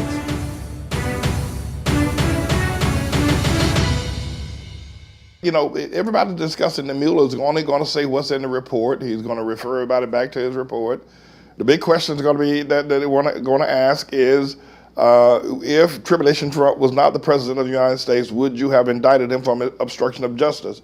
How he's going to respond to that. A lot of pundits are saying, well, he's going to just say, in report we stated that we could not indict a sitting president, and he's not going to take it any further than that. He's not going to pontificate or opine or that kind of a thing. And so everybody's trying to figure out how to get Robert Mueller to be able to be more demonstrative, because I think most people are of the mindset, including Trump and everybody else, is that the Mueller report is quite damning. The Mueller report gives several listings of Tribulation Trump actually obstructing justice. And Mueller says in his report that if he could have exonerated the president, he would have done so as well. And I'm willing to go as far and say that the Mueller report also demonstrates that there was collusion of the 144 meetings between Trump and his campaign and the Russians, that there was collusion. But that's a little bit more difficult to deal with, because at that point you would have to nullify Trump's election by saying that he was put in office by the Russians. And nobody's willing to go that far, so they obfuscated that. But obstruction of justice, but my question is this, is that why is it that Mueller does not want to opine? I mean, Bill Barr, gangster Bill Barr, who's now the Attorney General, lied on Robert Mueller when he gave that 4-page summary back on the 22nd of April on at about 4:30 in the afternoon. He lied. Bill Barr flat out lied. He lied and said there was no obstruction and there was no collusion. He lied.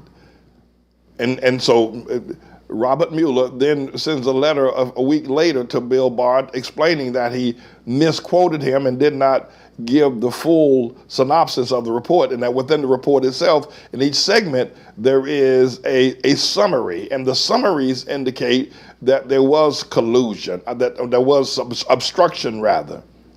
And Robert Mueller then comes sometime later and he makes a statement, a 9-minute statement indicating that Bill Barr lied. Now, Bill Barr is a flat-out gangster. I suspect that Bill Barr has always wanted to be a gangster all his life. He went into law enforcement, but his real hankering was to be a gangster.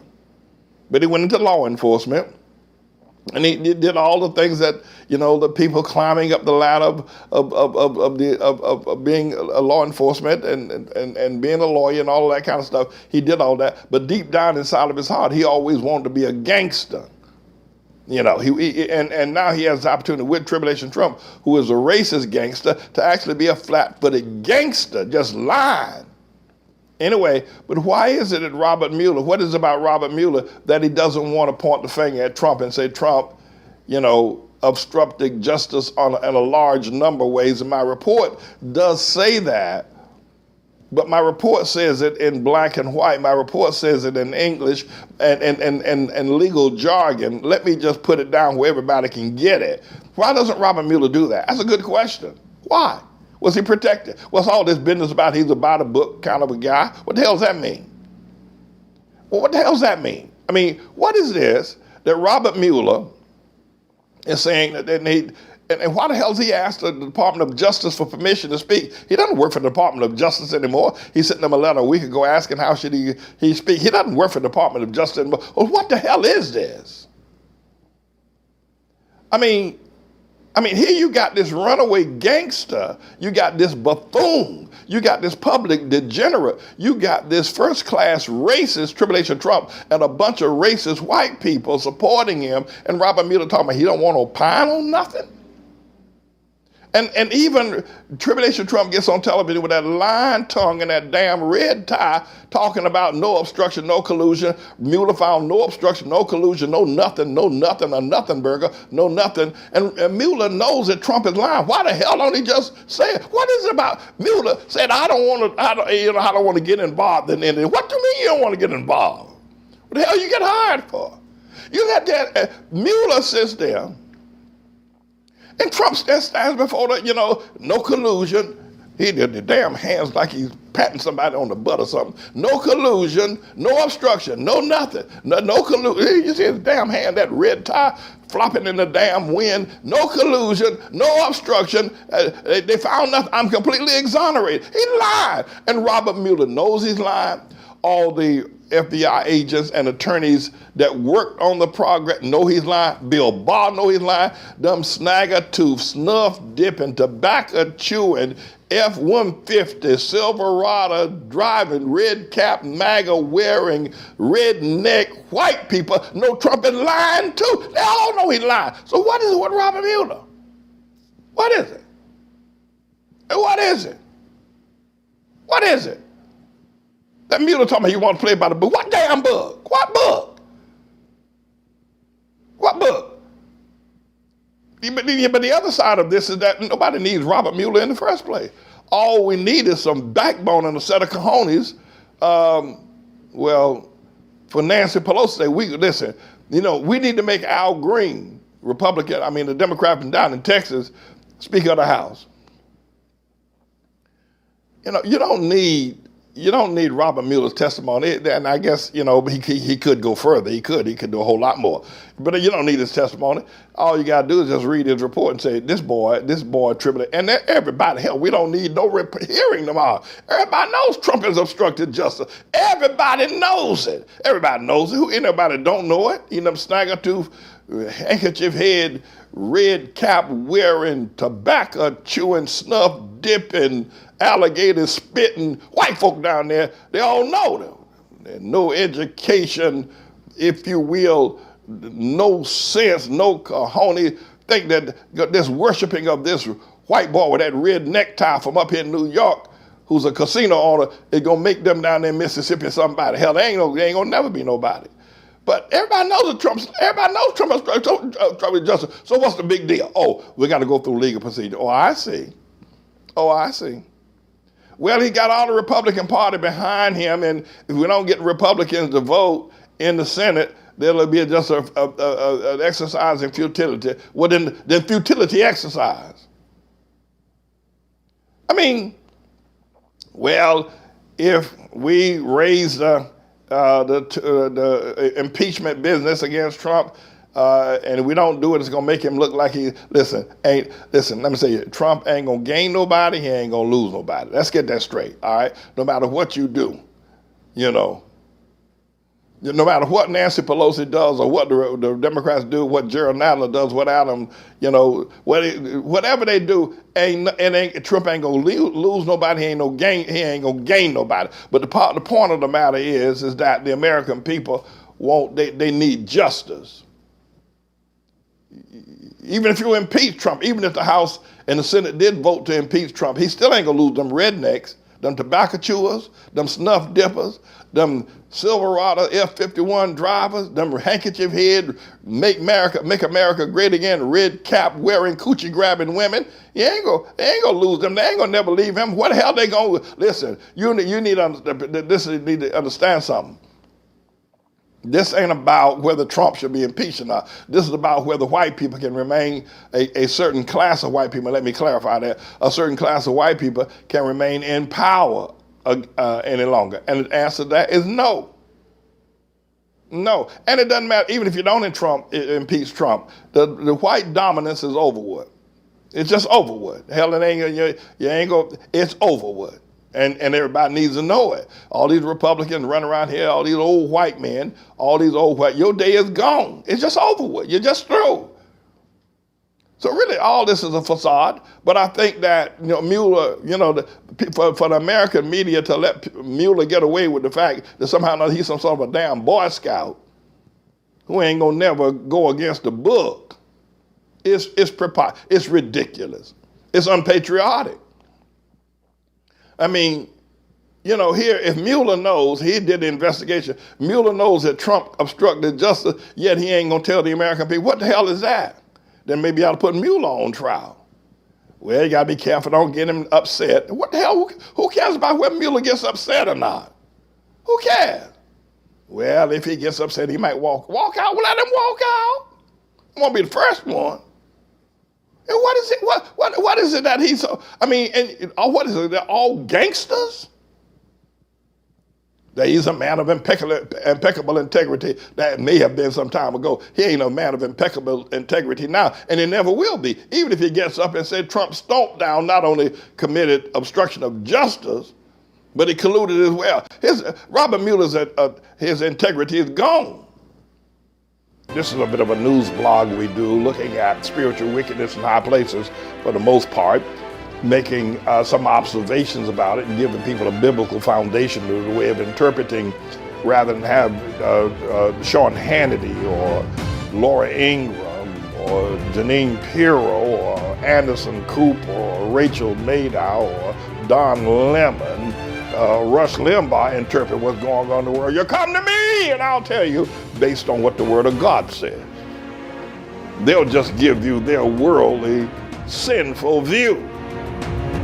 But the Manning Report will tell you what God has said, whether to say yea or nay, whether to go or to stay. You'll be led by the word of Almighty God. Come to the Manning Report on a daily basis to interpret the spiritual wickedness in high places, because there's plenty of it that's going on. And so I'm the Lord's servant, James David Righteous Rebel Manning, and I'm here to serve you with news and information.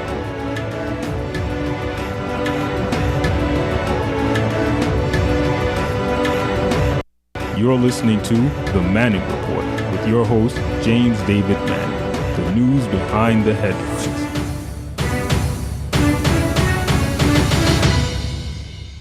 Brian Williams laid out last night that Trump has committed 10 different items of obstruction of justice. 10, is that all?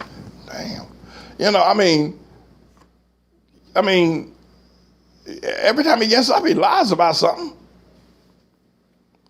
So, Mr. Engineer, do we have that segment where clip number 1, where we can look at the stuff that Trump has done so far? All these various things that he has done to obstruct justice. Not only that, but everybody knows there's collusion as well. Everybody knows that. Well, the Democrat Party, you know, they are divided. They don't know what to do, and one thing after the other. I'm glad I don't belong to either one of these parties, but go ahead, Mr. Engineer. Roll clip number 1. A reminder tonight that Robert Mueller's actual report laid out 10 instances where the president is suspected of obstructing justice, and it at no point offered any exoneration. Here are the 10. The report's 448 pages go into Mr. Swalwell, you are recognized. Thank you.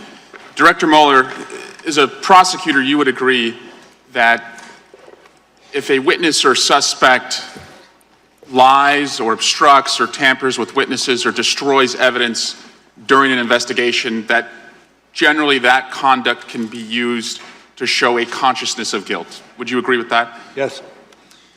Let's go through the different people associated with the Trump campaign and this investigation who lied to you and other investigators to cover up their disloyal and unpatriotic conduct. If we could put Exhibit 8 up. Director Mueller, I'm showing you Campaign Chairman Paul Manafort, Political Advisor Roger Stone, Deputy Campaign Manager Rick Gates, National Security Advisor Michael Flynn, Donald Trump's personal attorney Michael Cohen, and Foreign Policy Advisor George Papadopoulos. These 6 individuals have each been charged, convicted, or lied to your office or other investigators. Is that right? Yes, although I look askance at Mr. Stone because he is he is in a different case here in D.C. So National Security Advisor Flynn lied about discussions with Russian ambassador related to sanctions. Is that right? That's correct. Michael Cohen lied to this committee about Trump Tower Moscow. Is that correct? Yes. George Papadopoulos, the president's senior foreign policy advisor, lied to the FBI about his communications about Russia's possession of dirt on Hillary Clinton. Is that right? Correct. Yes. The president's campaign chairman, Paul Manafort, lied about meetings that he had with someone with ties to Russian intelligence. Is that correct? That's true. And your investigation was hampered by Trump campaign officials' use of encryption communications. Is that right? We believe that to be the case. You also believe to be the case that your investigation was hampered by the deletion of electronic messages. Is that correct? It would be, yes. And generally, any case would be if those kinds of communications are used. For example, you noted that Deputy Campaign Manager Rick Gates, who shared internal campaign polling data with the person with ties to Russian intelligence at the direction of Manafort, that Mr. Gates deleted those communications on a daily basis. Is that right? I take your word. I say I don't know specifically, but if it's in the report, then I support it. That's right, Director. It's Volume 1, page 136. Thank you. In addition to that, other information it was protected by attorney-client privilege. Is that correct? That is true. That would include that you do not know whether communications between Donald Trump and his personal attorneys, Jay Sekulow, Rudy Giuliani, and others discouraged witnesses from cooperating with the government. Is that right? I'm not going to talk to that. That would also mean that you can't talk to whether or not pardons were dangled through the president's attorneys because the shield of attorney-client privilege. I'm not going to discuss that. Did you want to interview Donald Trump Jr.? And I'm not going to discuss that. Did you subpoena Donald Trump Jr.? And I'm not going to discuss that. Did you want to interview the president? Yes. Director Mueller, on January 1st, 2017, Through March 2019, Donald Trump met with Vladimir Putin in person 6 times, called him 10 times, and exchanged 4 letters with him. Between that time period, how many times did you meet with Donald Trump? I'm not going to get into that. He did not meet with you in person, is that correct? He did not. As a result of lies, deletion of text messages, obstruction, and witness tampering, is it fair to say that you were unable to fully assess the scope and scale of Russia's interference in the 2016 election and Trump's role in that interference? I'm not certain I would adopt that characterization in total. There may be pieces of it that are accurate, but not in total. But you did state in Volume 1, page 10, that while this report embodies factual and legal determinations, the office believes it to be accurate and complete to the greatest extent possible. Given these identified gaps, the office cannot rule out the possibility that the unavailable information would shed additional light. Is that correct? That is correct. We don't know what we don't know. Why is it so important that witnesses cooperate and tell the truth in an investigation like this? Because the testimony of the witnesses goes to the heart of just about any criminal case you have. Thank you. And Mr. Chairman, I'd yield back. And thank you, Director Mueller. Ms. Stefanik. Thank you, Mr. Chairman. Mr. Mueller, as special counsel, did you review documents related to the origin of the counterintelligence investigation into the Trump campaign? On occasion. Was the Steele dossier one of those documents that was reviewed? And I can't discuss that case. I'm just asking a process question. Have you read the Steele dossier? And again, I'm not going to respond to that. You were tasked as special counsel to investigate whether there was collusion between Russia and the Trump campaign associates to interfere with the 2016 election. And the FBI, we know, has relevant documents and information related to the opening of the CI investigation. Were you and your team permitted to access all of those documents? And again, I can't get into that investigative, what we collected and what we're doing with investigation materials. Let me ask it this way. Was there any limitation in your access to documents related to the counterintelligence That's such a broad question. I have real trouble answering it. Did the special counsel's office undertake any efforts to investigate and verify or disprove allegations contained in the Steele dossier? Again, I can't respond. The reason I'm asking for the American public that is watching, it's apparent that the Steele dossier formed part of the basis to justify the FBI's counterintelligence investigation into Russian interference in the 2016 election. As we know, it was used to obtain a FISA warrant on Carter Page. This is why I'm asking these questions. Did your office undertake any efforts to identify Steele's sources or subsources? Again, the same answer. Were these tasks referred to any other agencies? Again, I can't speak to it. Did your office consider whether the Russian government used Steele's sources to provide Steele with disinformation? Again, I can't speak to that. I understand I'm asking these questions just for the record, so thanks for your patience. Shifting gears here, did any member of the special counsel's office staff travel overseas as part of the investigation? Yes, but I can't go further than that. I'm going to ask, to which countries? And I can't answer that. Did they meet with foreign government officials? Again, it's out of our bailiwick. Did they meet with foreign private citizens? Again, same response. Did they seek information about a U.S. citizen or any U.S. citizens? Again, a territory that I cannot go to. Thank you for answering on the record. These are important questions for the American public, and we're hopeful that the IG is able to answer these questions. I will yield the balance of my time to the ranking member. Thank the gentlelady for yielding. Mr. Mueller, I want to go back to, we started off with Joseph Mifsud, who's at the center of this investigation. He appears in your report a dozen times or more. He really is the epicenter. He's at the origin of this. He's the man who supposedly knows about Clinton's emails.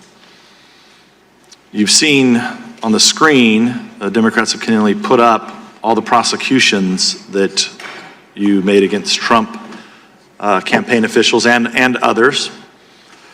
But I'm struggling to understand why you didn't indict Joseph Mifsud, who seems to be the man in the middle of all of this.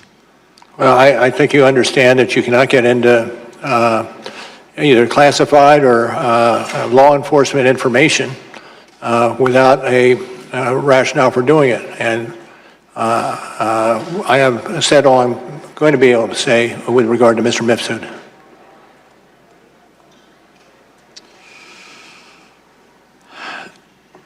Were you aware of Kathleen Kavalek's involvement, that she had met with Ms. Steele, the State Department official? Again, I can't respond to that question. It's outside my jurisdiction.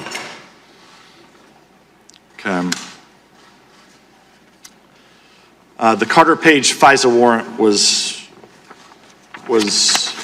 re-upped 3 times. The last time it was re-upped was under your watch. So were you in the approval process of that last time that the Carter Page warrant was? Well, I can't speak specifically about that warrant, but if you ask, was I in the approval chain, the answer is no. Okay, that's very helpful. Thank you, Mr. Chairman. Yield back. Mr. Castro. Thank you, Chairman. Thank you, Special Counsel Mueller, for your testimony and for your service to our country. Donald Trump over the years has surrounded himself with some very shady people, people that lied for him, people that covered up for him, people that helped him enrich himself. I want to talk specifically about one of those instances that's in your report. Specifically, let's turn to the Trump Tower Moscow project, which you described in your report as, quote, as a, quote, highly lucrative deal for the Trump organization. Is that right? I would have to look at the quote from the report if you have it. Sure, it's on volume 2, page 135. It's described as highly lucrative.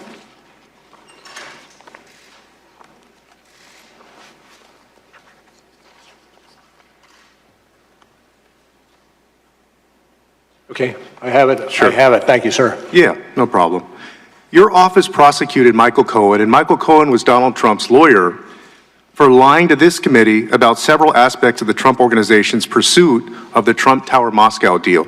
Is that right? That's correct. According to your report, Cohen lied to, quote, minimize links between the project and Trump, unquote, and to, quote, stick to the party line, unquote, in order not to contradict Trump's public message that no connection existed between Trump and Russia. Is that right? Yes, that's correct. Now, when you're talking about the party line here, the party line in this case... If I could interject, the one thing I should have said at the outset, if it was in the report, and consequently, I do believe it to be true. Thank you. The party line in this case was that the deal ended in January 2016. In other words, they were saying that the deal ended in January 2016 before the Republican primaries. In truth, though, the deal extended to June 2016, when Donald Trump was already the presumptive Republican nominee. Is that correct? That's correct. The party line was also that Cohen discussed the deal with Trump only 3 times, when in truth, they discussed it multiple times. Is that right? Also true, and part of the basis for the plea that he entered for lying to this entity. Thank you. And thank you for prosecuting that. The party line was also that Cohen and Trump never discussed traveling to Russia during the campaign, when in truth, they did discuss it. Is that right? That's accurate. And the party line was that Cohen never received a response from the Kremlin to his inquiries about the Trump Tower Moscow deal. In fact, Cohen not only received a response from the Kremlin to his email, but also had a lengthy conversation with a Kremlin representative who had a detailed understanding of the project. Is that right? If it's in the report, that is accurate. Recitation of that piece of the report. So you have the candidate Trump at the time saying he had no business dealings with Russia, his lawyer who was lying about it, and then the Kremlin who during that time was talking to President Trump's lawyer about the deal. Is that right? I can't adopt your characterization. Not only was Cohen lying on Trump's behalf, but so was the Kremlin. On August 30th, 2017, 2 days after Cohen submitted his false statement to this committee, claiming that he never received a response to his email to the Kremlin, Vladimir Putin's press secretary told reporters that the Kremlin left the email unanswered. That statement by Putin's press secretary was false, wasn't it? I can't speak to that. Although it was widely reported in the press.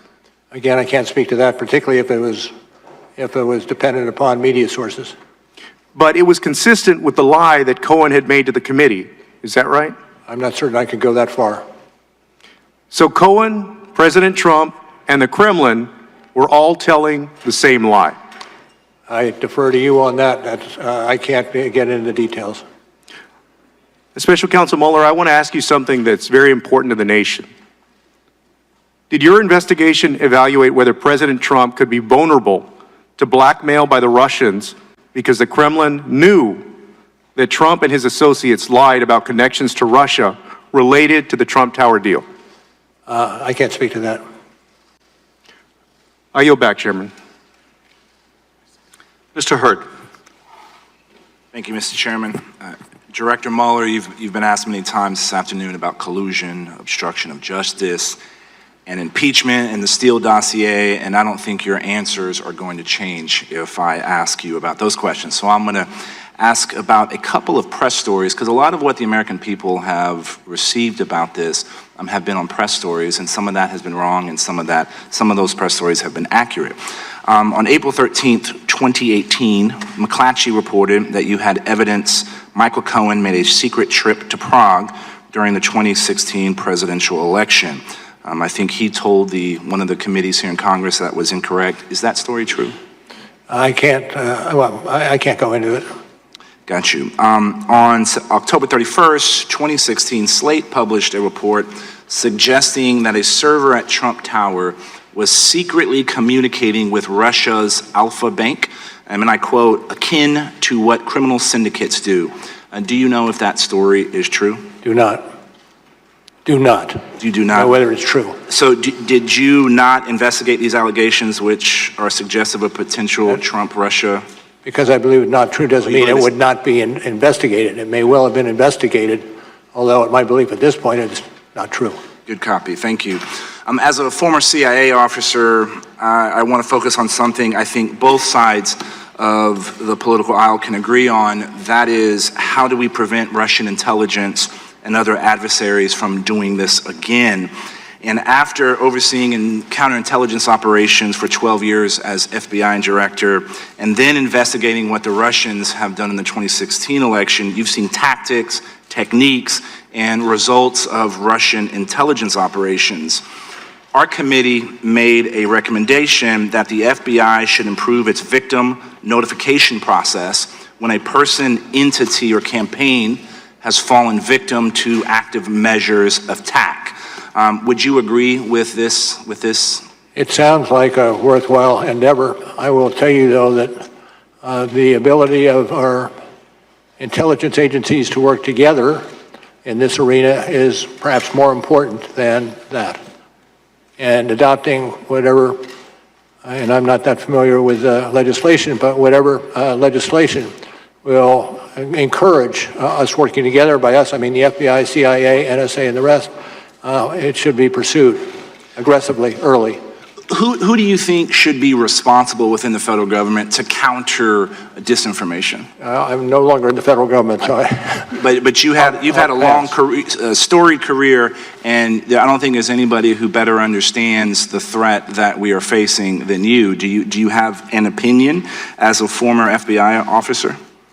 As to who should be the coordinating points within the federal government on how to deal with disinformation? I don't want to wade in those waters. A good copy. One of the most striking things in your report is that the Internet Research Agency not only undertook a social media campaign in the U.S., but they were able to organize political rallies after the election. Our committee issued a report and insight on saying that Russian active measures are growing with frequency and intensity, and including their expanded use of groups such as the IRA, and these groups pose a significant threat to the United States and our allies in upcoming elections. Would you agree with that? Yes. In fact, one of the other areas that we have to look at are many more companies, or not companies, many more countries are developing capability to replicate what the Russians had done. You alluded to making sure all the elements of the federal government should be working together. Do you have a suggestion on a strategy to do that to counter this disinformation? Not overarching. Is this, in your investigation, did you think that this was a single attempt by the Russians to get involved in our election, or did you find evidence to suggest they'll try to do this again? No, it wasn't a single attempt. They're doing it as we sit here. And they expect to do it during the next campaign. Director Mueller, I appreciate your time and indulging us here in multiple committees, and I yield back to the ranking member if he has. I yield back to the chairman. Mr. Heck. Director Mueller, I'd like to go to the motives behind the Trump campaign, encouragement and acceptance of help during the election. Obviously, a clear motivation was to help them in what would turn out to be a very close election, but there was another key motivation, and that was, frankly, the desire to make money. I always try to remember what my dad, who never had the opportunity to go beyond the 8th grade, taught me, which is that I should never, ever underestimate the capacity of some people to cut corners and even more in order to worship and chase the almighty buck. And this is important because I think it, in fact, does go to the heart of why the Trump campaign was so unrelentingly intent on developing relationships with the Kremlin. So let's quickly revisit one financial scheme we just discussed, which was the Trump Tower in Moscow. We indicated earlier that it was a lucrative deal. Trump, in fact, stood, he and his company, to earn many millions of dollars on that deal. Did they not, sir? True. And Cohen, Mr. Cohen, his attorney, testified before this committee that President Trump believed the deal required Kremlin approval. Is that consistent with what he told you? I'm not certain whether it's Mr. Trump himself or others associated with that enterprise that had discussed the necessity of having the input from the state, meaning the Russian government, in order for it to go forward successfully. Isn't it also true that Donald Trump viewed his presidential campaign, as he told top campaign aides, that the campaign was an infomercial for the Trump organization and his properties? I'm not familiar with that. Then let's turn to Trump campaign chair Paul Manafort. Did, in fact, your investigation find any evidence that Manafort intended to use his position as Trump's campaign chair for his own personal financial benefit? I would say there was some indication of that, but I won't go further. I think you'll find it on page 135 of Volume 1. During the transition, Trump's son-in-law, Jared Kushner, met with Sergei Gorkov, the head of a Russian-owned bank that is under U.S. sanctions. And according to the head of the bank, he met with Kushner in his capacity as CEO of Kushner Companies to discuss business opportunities. Is that correct, sir? I'm not certain. I'm not certain about that. Let me just put it that way. It was asserted thusly in your report, Volume 1, 160, pages 161 and 162. Your report notes that at the time, Kushner Companies were trying to renegotiate a billion, with a B, $1 billion lease of their flagship building at 666 Fifth Avenue, correct? I'm not familiar with those financial arrangements. Also on page 162, where Kushner Companies, it was asserted, had debt obligations coming due on the company. Eric Prince, a supporter close to Trump, a supporter, campaign and administrative. A supporter. I was.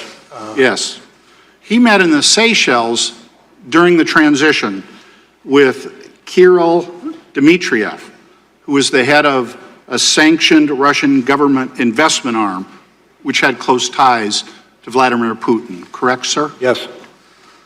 Your investigation determined that Mr. Prince had not known nor conducted business with Dmitriev before Trump won the election, correct? Well, I defer to the report on that.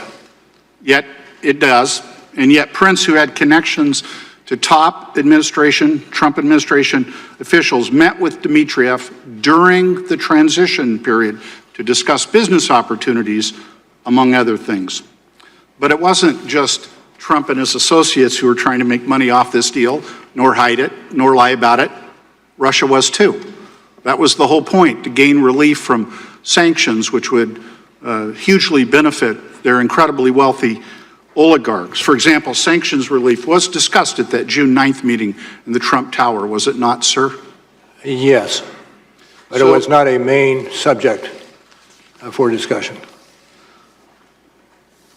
Trump administration National Security Advisor designate Michael Flynn also discussed sanctions in a secret conversation with the Russian ambassador, did he not? Correct. So to summarize, Donald Trump, Michael Cohen, Paul Manafort, Jared Kushner, Eric Prince, and others in the Trump orbit all tried to use their connections with the Trump organization to profit from Russia, which was openly seeking relief from sanctions. Is that true, sir? I'm not certain I can adopt what you articulate. I will, and I'd further assert that was not only dangerous, it was un-American. Greed corrupts. Greed corrupts, and it is a terrible foundation for developing American foreign policy. Mr. Ratcliffe. Director Mueller, given your constraints on what you're able or allowed to answer with respect to counterintelligence matters or other matters that are currently open and under investigation, you're not going to be able to answer my remaining questions. So I thank you for your courtesies in the answers that you have given to my prior questions. And I do thank you for your extraordinary career and record of service, and yield the balance of my time to the ranking member. Thank you. Thank you, Mr. Ratcliffe and Mr. Mueller. Let me associate my words with Mr. Ratcliffe. Got a few more questions. I want to clean up a little bit about the Eric Prince Seychelles meeting. So Eric Prince testified before this committee that he was surveilled by the U.S. government and that information from this surveillance was leaked to the press. Did you investigate whether Prince was surveilled and whether classified information on him was illegally leaked to the media? Did you say did you or will you? Well, I know you can't. I know you're not. So I can't discuss I know you're not either going to join back up in the ranks. But did you refer? Were you aware that Prince has made these allegations that he was surveilled? He's concerned that there were leaks about this surveillance. Did you make any referrals about these leaks? I can't get into discussion on it. Okay. Also want to, General Flynn, I know you came after the leak of his phone call with the Russian ambassador. Your time at FBI, it would be a major scandal, wouldn't it, for the leak of the National Security Advisor and anyone? I can't adopt that hypothesis.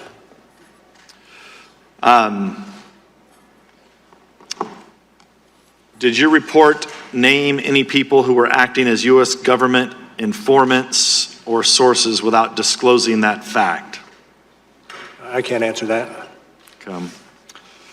On volume 1, page 133 of your report, you state that Konstantin Kilimnik has ties to Russian intelligence.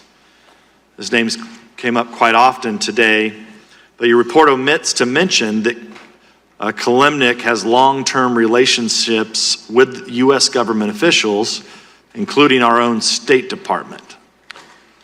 I can't get into that. I know it's not in the report, but if Kilimnik is being used in the report to say that he was possibly some type of Russian agent, and I think it is important for this committee to know if Kilimnik has ties to our own State Department, which it appears that he does. Again, it's the same territory that I'm loath to get into. You were asked this earlier about Trump attorney John Dowd, that pieces of his phone call were omitted from the report. It was what Mr. Dowd calls exculpatory evidence. Are you concerned about? I'm not certain I would agree with that characterization. Okay. I think I said that before. Yes. An American citizen from the Republic of Georgia, who your report misidentifies as a Russian, claims that your report omitted parts of a text message he had with Michael Cohen about stopping the flow of compromising tapes of Donald Trump. In the omitted portions, he says he did not know what the tapes actually showed. Was that portion of the exchange left out of the report for a reason? No, we got an awful lot into the report, but we did not get every intersection or conversation and the like. So I am not familiar with that particular episode you're talking about. Thank you, Mr. Mueller. Thank you, Mr. Chairman. Mr. Welch. Director Mueller, did you find there was no collusion between the Trump campaign and Russia? Well, we don't use the word collusion. The word we usually use is well, not collusion, but one of the other terms that that fills in when collusion is not used. In any event, we decided not to use the word collusion inasmuch as it has no relevance to the criminal law arena. The term is conspiracy that you prefer to use? That's a conspiracy, exactly right. You help me, I'll help you. Thank you. There's an agreement. Thank you. And in fact, you had to then make a charging decision after your investigation, where unless there was enough evidence to prove beyond a reasonable doubt, you wouldn't make a charge, correct? Generally, that's the case. But making that decision does not mean your investigation failed to turn up evidence of conspiracy. Absolutely correct. And in fact, I'll go through some of the significant findings that your exhaustive investigation made. You found, as I understand it, that from May 2016 until the end of the campaign, campaign chairman, Mr. Manafort, gave private polling information to Russian agents, correct? Correct. Can you speak in the microphone? Yep, I will. My apologies. Thank you. And your investigation found that in June 2016, Donald Trump Jr. made an arrangement to meet at Trump Tower along with Jared Kushner and others, expecting to receive dirt on the Hillary Clinton campaign, correct? Correct. And you found in your investigation that on July 27th, candidate Trump called on Russia to hack Hillary Clinton's email, something that for the first time they did about 5 hours later, correct? That's correct. And you also found that on August 2nd, Mr. Manafort met with a person tied to Russian intelligence, Mr. Kalimnik, and gave him internal campaign strategy, aware that Russia was intending to do a misinformation social media campaign, correct? I'm not certain of the tie there. But the fact of that meeting, you agree with? The fact of the meeting took place is accurate. In your investigation, as I understand it, also found that in late summer of 2016, the Trump campaign, in fact, devised its strategy and messaging around WikiLeaks releases of materials that were stolen from the Democratic National Committee, correct? Is that from the report? Yes. It's according to Mr. Gates. Yes. Yes, thank you. And you also talked earlier about the finding in your investigation that in September and October of 2016, Donald Trump Jr. had email communications with WikiLeaks, now indicted, about releasing information damaging to the Clinton campaign, correct? True. So, True. All right. So I understand you made a decision, prosecutorial decision, that this would not rise to proof beyond a reasonable doubt. But I ask if you share my concern.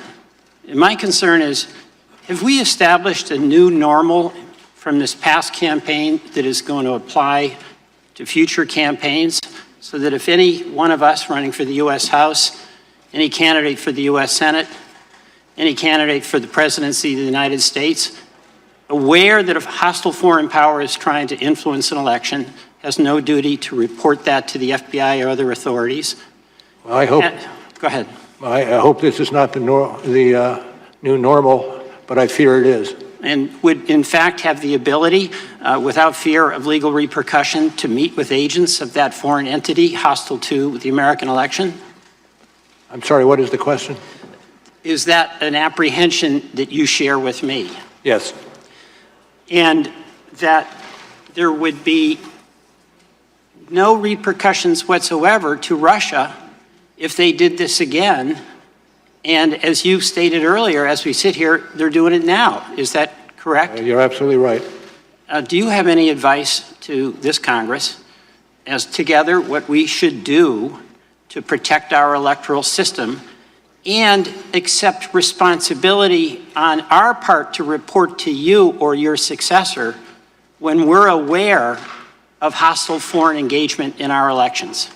I would say the basis, the first line of defense really is the ability of the various agencies who have some piece of this to not only share information, but share expertise, share targets, and use the full resources that we have to address this problem. Thank you, Director Mueller. I yield back. Mr. Maloney. Mr. Mueller, thank you. I know it's been a long day, and I want to make clear how much respect I have for your service and for your extraordinary career, and I want you to understand my questions in that context, sir. I'm going to be asking you about Appendix C to your report, and in particular, the decision not to do a sworn interview with the president. It's really the only subject I want to talk to you about, sir. Why didn't you subpoena the president? Well, at the outset, after we took over and initiated the investigation. If I could ask you to speak on the microphone. Yeah, of course. At the outset, after we took over the investigation and began it and pursued it, quite obviously one of the things we anticipated wanting to accomplish that is having the interview of the president. We negotiated with him for a little over a year, and I think what you adverted to in the appendix lays out our expectations as a result of those negotiations. But finally, we were almost towards the end of our investigation, and we'd had little success in pushing to get the interview of the president. We decided that we did not want to exercise the subpoena powers because of the necessity of expediting the end of the investigation. Was that, excuse me, did you want I was going to say, the expectation was if we did subpoena the president, he would fight the subpoena and we would be in the midst of the investigation for a substantial period of time. Right, but as we sit here, you've never had an opportunity to ask the president in-person questions under oath, and so obviously that must have been a difficult decision. And you're right, Appendix C lays that out, and indeed, I believe you described the in-person interview as vital. That's your word. And of course, you make clear you had the authority and the legal justification to do it. As you point out, you waited a year. You put up with a lot of negotiations. You made numerous accommodations, which you lay out so that he could prepare and not be surprised. I take it you were trying to be fair to the president. And by the way, you were going to limit the questions when you got to written questions to Russia only. And in fact, you did go with written questions after about 9 months, sir, right? And the president responded to those, and you have some hard language for what you thought of those responses. What did you think of the president's written responses, Mr. Mueller? It's certainly not as useful as the interview would be. In fact, you pointed out, and by my count, there were more than 30 times when the president said he didn't recall, he didn't remember, no independent recollection, no current recollection. And I take it by your answer that it wasn't as helpful. That's why you used words like incomplete, imprecise, inadequate, insufficient. Is that a fair summary of what you thought of those written answers? That is a fair summary. And I presume that comes from the report. And yet, sir, and I ask this respectfully, by the way, the president didn't ever claim the Fifth Amendment, did he? I'm not going to talk to that. Well, from what I can tell, sir, at one point it was vital, and then at another point it wasn't vital. And my question to you is, why did it stop being vital? And I can only think of three explanations. One is that somebody told you you couldn't do it, but nobody told you you couldn't subpoena the president. Is that right? No, we understood we could subpoena the president. Rosenstein didn't tell you, Whitaker didn't tell you, Barr didn't tell you you couldn't. We could serve a subpoena. So the only other explanation, well, there's two others, I guess. One, that you just flinched, that you had the opportunity to do it and you didn't do it. But sir, you don't strike me as the kind of guy who flinches. I would hope not. Well, then the third explanation, I hope not too, sir. And the third explanation I can think of is that you didn't think you needed it. And in fact, what caught my eye was page 13 on volume 2, where you said, in fact, you had a substantial body of evidence. And you cite a bunch of cases there, don't you, about how you often have to prove intent to obstruct justice without an in-person interview. That's the kind of nature of it. And you use terms like a substantial body of evidence, significant evidence of the president's intent. So my question, sir, is, did you have sufficient evidence of the president's intent to obstruct justice, and is that why you didn't do the interview? There's a balance. In other words, how much evidence you have to satisfy the last element against how much time are you willing to spend in the courts litigating the interview with the president. And in this case, you felt that you had enough evidence of the president's intent. We had to make a balanced decision in terms of how much evidence we had compared to the length of time it would take And to sir, do because I have limited time, you thought that if you gave it to the Attorney General or to this Congress, that there was sufficient evidence that it was better than that delay. Can you state that again? Well, that it was better than the delay to present the sufficient evidence, your term, of the president's intent to obstruct justice to the Attorney General and to this committee. Isn't that why you didn't do the interview? No, the reason we didn't do the interview is because of the length of time that it would take to resolve the issues attendant to that. Thank you, sir. Ms. Demings. Thank you so much, Mr. Chairman, and Director Mueller, thank you so much for being a person of honor and integrity. Thank you for your service to the nation. We are certainly better for it. Director Mueller, I too want to focus on the written responses that the President did provide and the continued efforts to lie and cover up what happened during the 2016 election. Were the President's answers submitted under oath?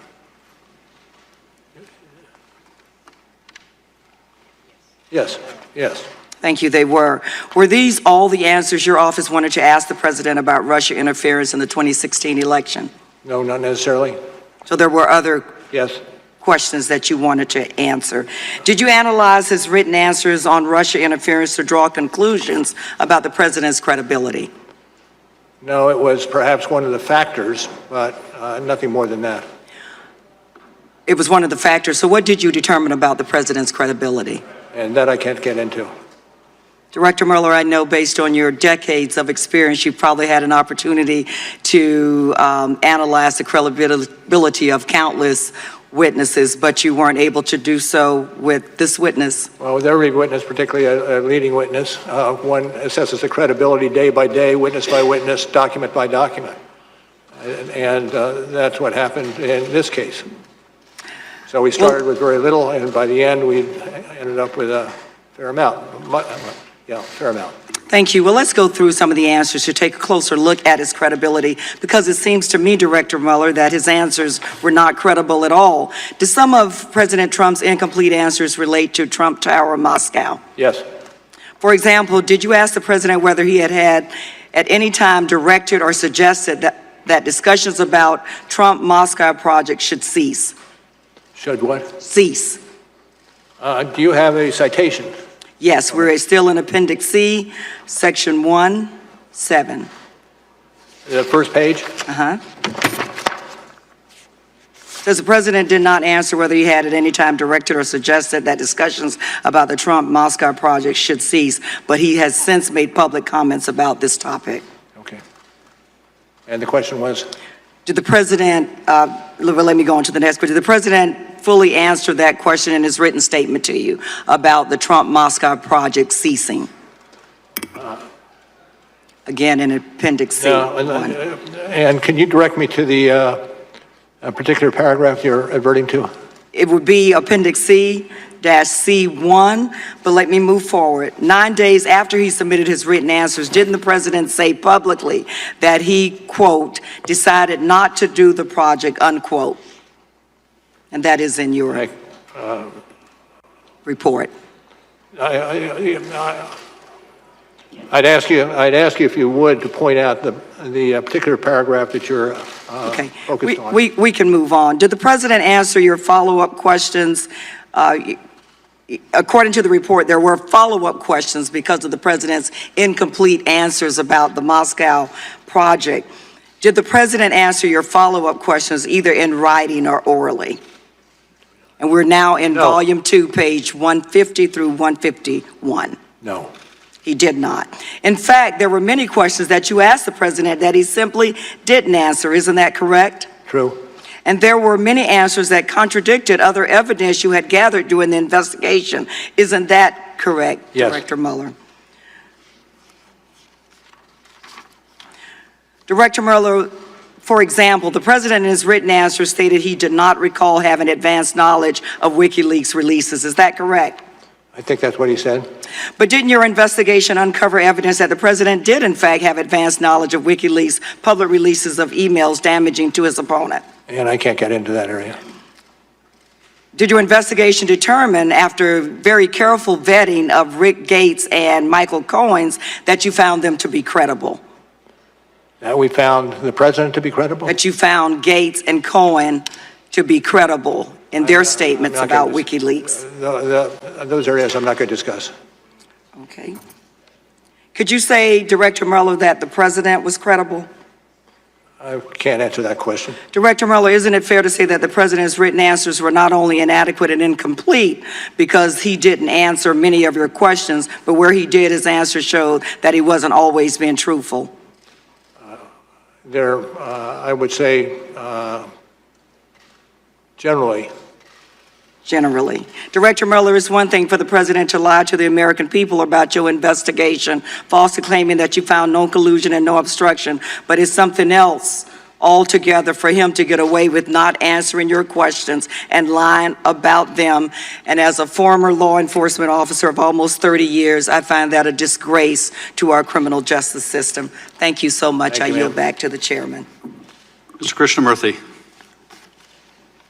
Director Mueller, thank you for your devoted service to your country. Earlier today, you described your report as detailing a criminal investigation, correct? Yes. Yes. Director, since it was outside the purview of your investigation, your report did not reach counterintelligence conclusions regarding the subject matter of your report. That's true. For instance, since it was outside your purview, your report did not reach counterintelligence conclusions regarding any Trump administration officials who might potentially be vulnerable to compromise or blackmail by Russia, correct? Those decisions probably were made in the FBI. But not in your report, correct? Not in our report. We advert to the counterintelligence goals of our investigation, which were secondary to any criminal wrongdoing that we could find. Let's talk about one administration official in particular, namely President Donald Trump. Other than Trump Tower Moscow, your report does not address or detail the president's financial ties or dealings with Russia, correct? Correct. Similarly, since it was outside your purview, your report does not address the question of whether Russian oligarchs engaged in money laundering through any of the president's businesses, correct? Correct. And of course, your office did not obtain the president's tax returns, which could otherwise show foreign financial sources, correct? Not to speak to that. I'm not going to speak to that. In July 2017, the president said his personal finances were off limits or outside the purview of your investigation, and he drew a quote-unquote red line around his personal finances. Were the president's personal finances outside the purview of your investigation? I'm not going to get into that. Were you instructed by anyone not to investigate the president's personal finances? No. Mr. Mueller, I'd like to turn your attention to counterintelligence risks associated with lying. Individuals can be subject to blackmail if they lie about their interactions with foreign countries, correct? True. For example, you successfully charged former National Security Advisor Michael Flynn of lying to federal agents about his conversations with Russian officials, correct? Correct. Since it was outside the purview of your investigation, your report did not address how Flynn's false statements could pose a national security risk because the Russians knew the falsity of those statements, right? I cannot get into that mainly because there are many elements of the FBI that are looking at different aspects of that issue. Currently? Currently. Thank you. As you noted in Volume 2 of your report, Donald Trump repeated 5 times in one press conference, Mr. Mueller, in 2016, quote, "I have nothing to do with Russia."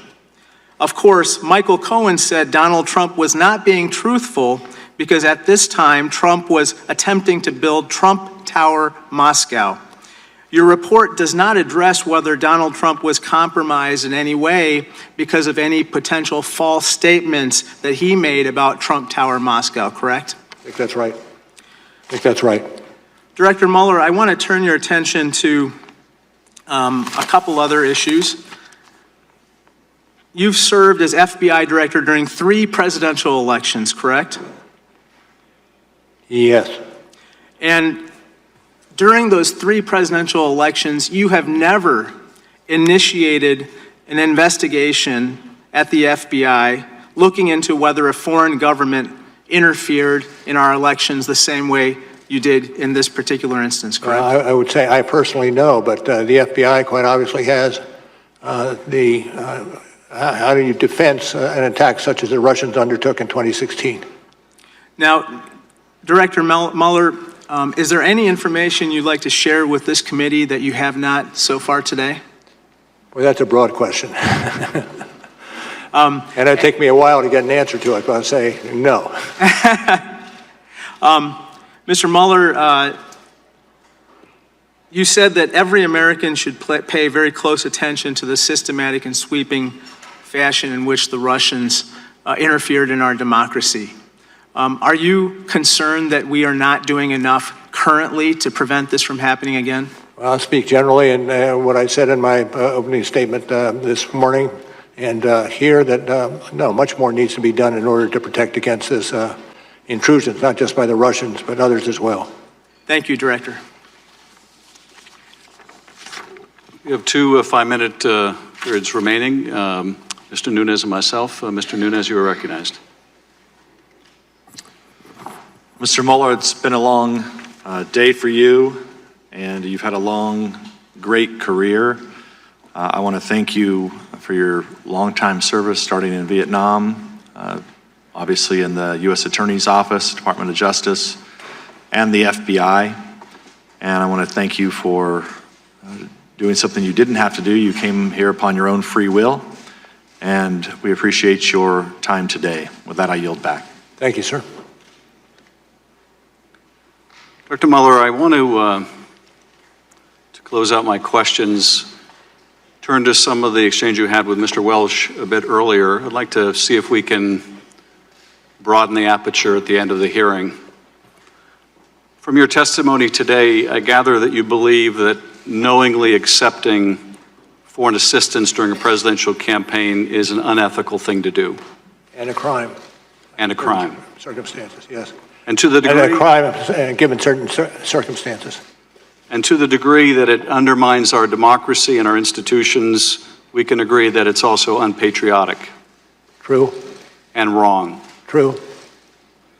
The standard of behavior for a presidential candidate, or any candidate for that matter, shouldn't be merely whether something is criminal. There should be held to a higher standard. You would agree? Yeah, I will not get into that because it goes to the standards to be applied by other institutions besides ours. Well, I'm just referring to ethical standards.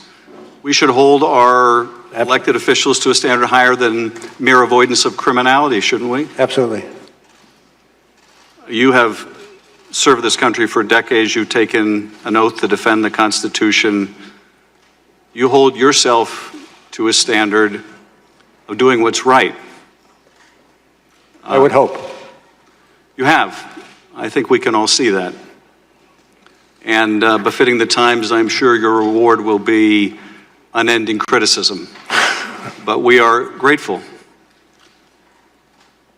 The need to act in an ethical manner is not just a moral one, but when people act unethically, it also exposes them to compromise, particularly in dealing with foreign powers. Is that true? True. Because when someone acts unethically in connection with a foreign partner, that foreign partner can later expose their wrongdoing and extort them. True. And that conduct, that unethical conduct, can be of a financial nature if you have a financial motive or an illicit business dealing. Am I right? Yes. But it can also just involve deception. If you are lying about something that can be exposed, then you can be blackmailed. Also true. In the case of Michael Flynn, he was secretly doing business with Turkey, correct? Yes. And that could open him up to compromise that financial relationship. I presume. He also lied about his discussions with the Russian ambassador. And since the Russians were on the other side of the conversation, they could have exposed that, could they not? Yes. If a presidential candidate was doing business in Russia and saying he wasn't, Russians could expose that too, could they not? I leave that to you. Well, let's look at Dmitry Peskov, the spokesperson for the Kremlin, someone that the Trump organization was in contact with to make that deal happen. Your report indicates that Michael Cohen had a long conversation on the phone with someone from Dmitry Peskov's office. Presumably the Russians could record that conversation, could they not? Yes. And so if candidate Trump was saying, I have no dealings with the Russians, but the Russians had a tape recording, they could expose that, could they not? Yes. That's the stuff of counterintelligence nightmares, is it not? Well, it has to do with counterintelligence and the need for a strong counterintelligence entity. It does indeed. And when this was revealed that there were these communications, notwithstanding the president's denials, the president was confronted about this and he said two things. First of all, that's not a crime. But I think you and I have already agreed that that shouldn't be the standard, right, Mr. Mueller? True. And the second thing he said was, why should I miss out on all those opportunities? I mean, why indeed? Merely running a presidential campaign, why should you miss out on making all that money? Was the import of his statement. Were you ever able to ascertain whether Donald Trump still intends to build that tower when he leaves office? Is that a question, sir? Yes, were you able to ascertain, because he wouldn't answer your questions completely, whether or if he ever ended that desire to build that tower? I'm not going to speculate on that. If the president was concerned that if he lost his election, he didn't want to miss out on that money, might he have the same concern about losing his re-election and missing out on that money? Speculation. The difficulty with this, of course, is we are all left to wonder whether the president is representing us or his financial interests. That concludes my questions. Mr. Nunes, do you have any concluding remarks? Director Mueller, let me close by returning to where I began. Thank you for your service, and thank you for leading this investigation. The facts you set out in your report and have elucidated here today tell a disturbing tale of a massive Russian intervention in our election, of a campaign so eager to win, so driven by greed that it was willing to accept the help of a hostile foreign power in a presidential election decided by a handful of votes in a few key states. Your work tells of a campaign so determined to conceal their corrupt use of foreign help that they risk going to jail by lying to you, to the FBI, and to Congress about it, and indeed, some have gone to jail over such lies. And your work speaks of a president who committed countless acts of obstruction of justice that, in my opinion, and that of many other prosecutors, had it been anyone else in the country, they would have been indicted. Notwithstanding the many things you have addressed today and in your report, there were some questions you could not answer given the constraints you're operating under. You would not tell us whether you would have indicted the president but for the OLC opinion that you could not. And so the Justice Department will have to make that decision when the president leaves office, both as to the crime of obstruction of justice and as to the campaign finance fraud scheme that individual one directed and coordinated and for which Michael Cohen went to jail. You would not tell us whether the president should be impeached, nor did we ask you, since it is our responsibility to determine the proper remedy for the conduct outlined in your report. Whether we decide to impeach the president in the House or we do not, we must take any action necessary to protect the country while he is in office. You would not tell us the results or whether other bodies looked into Russian compromise in the form of money laundering, so we must do so.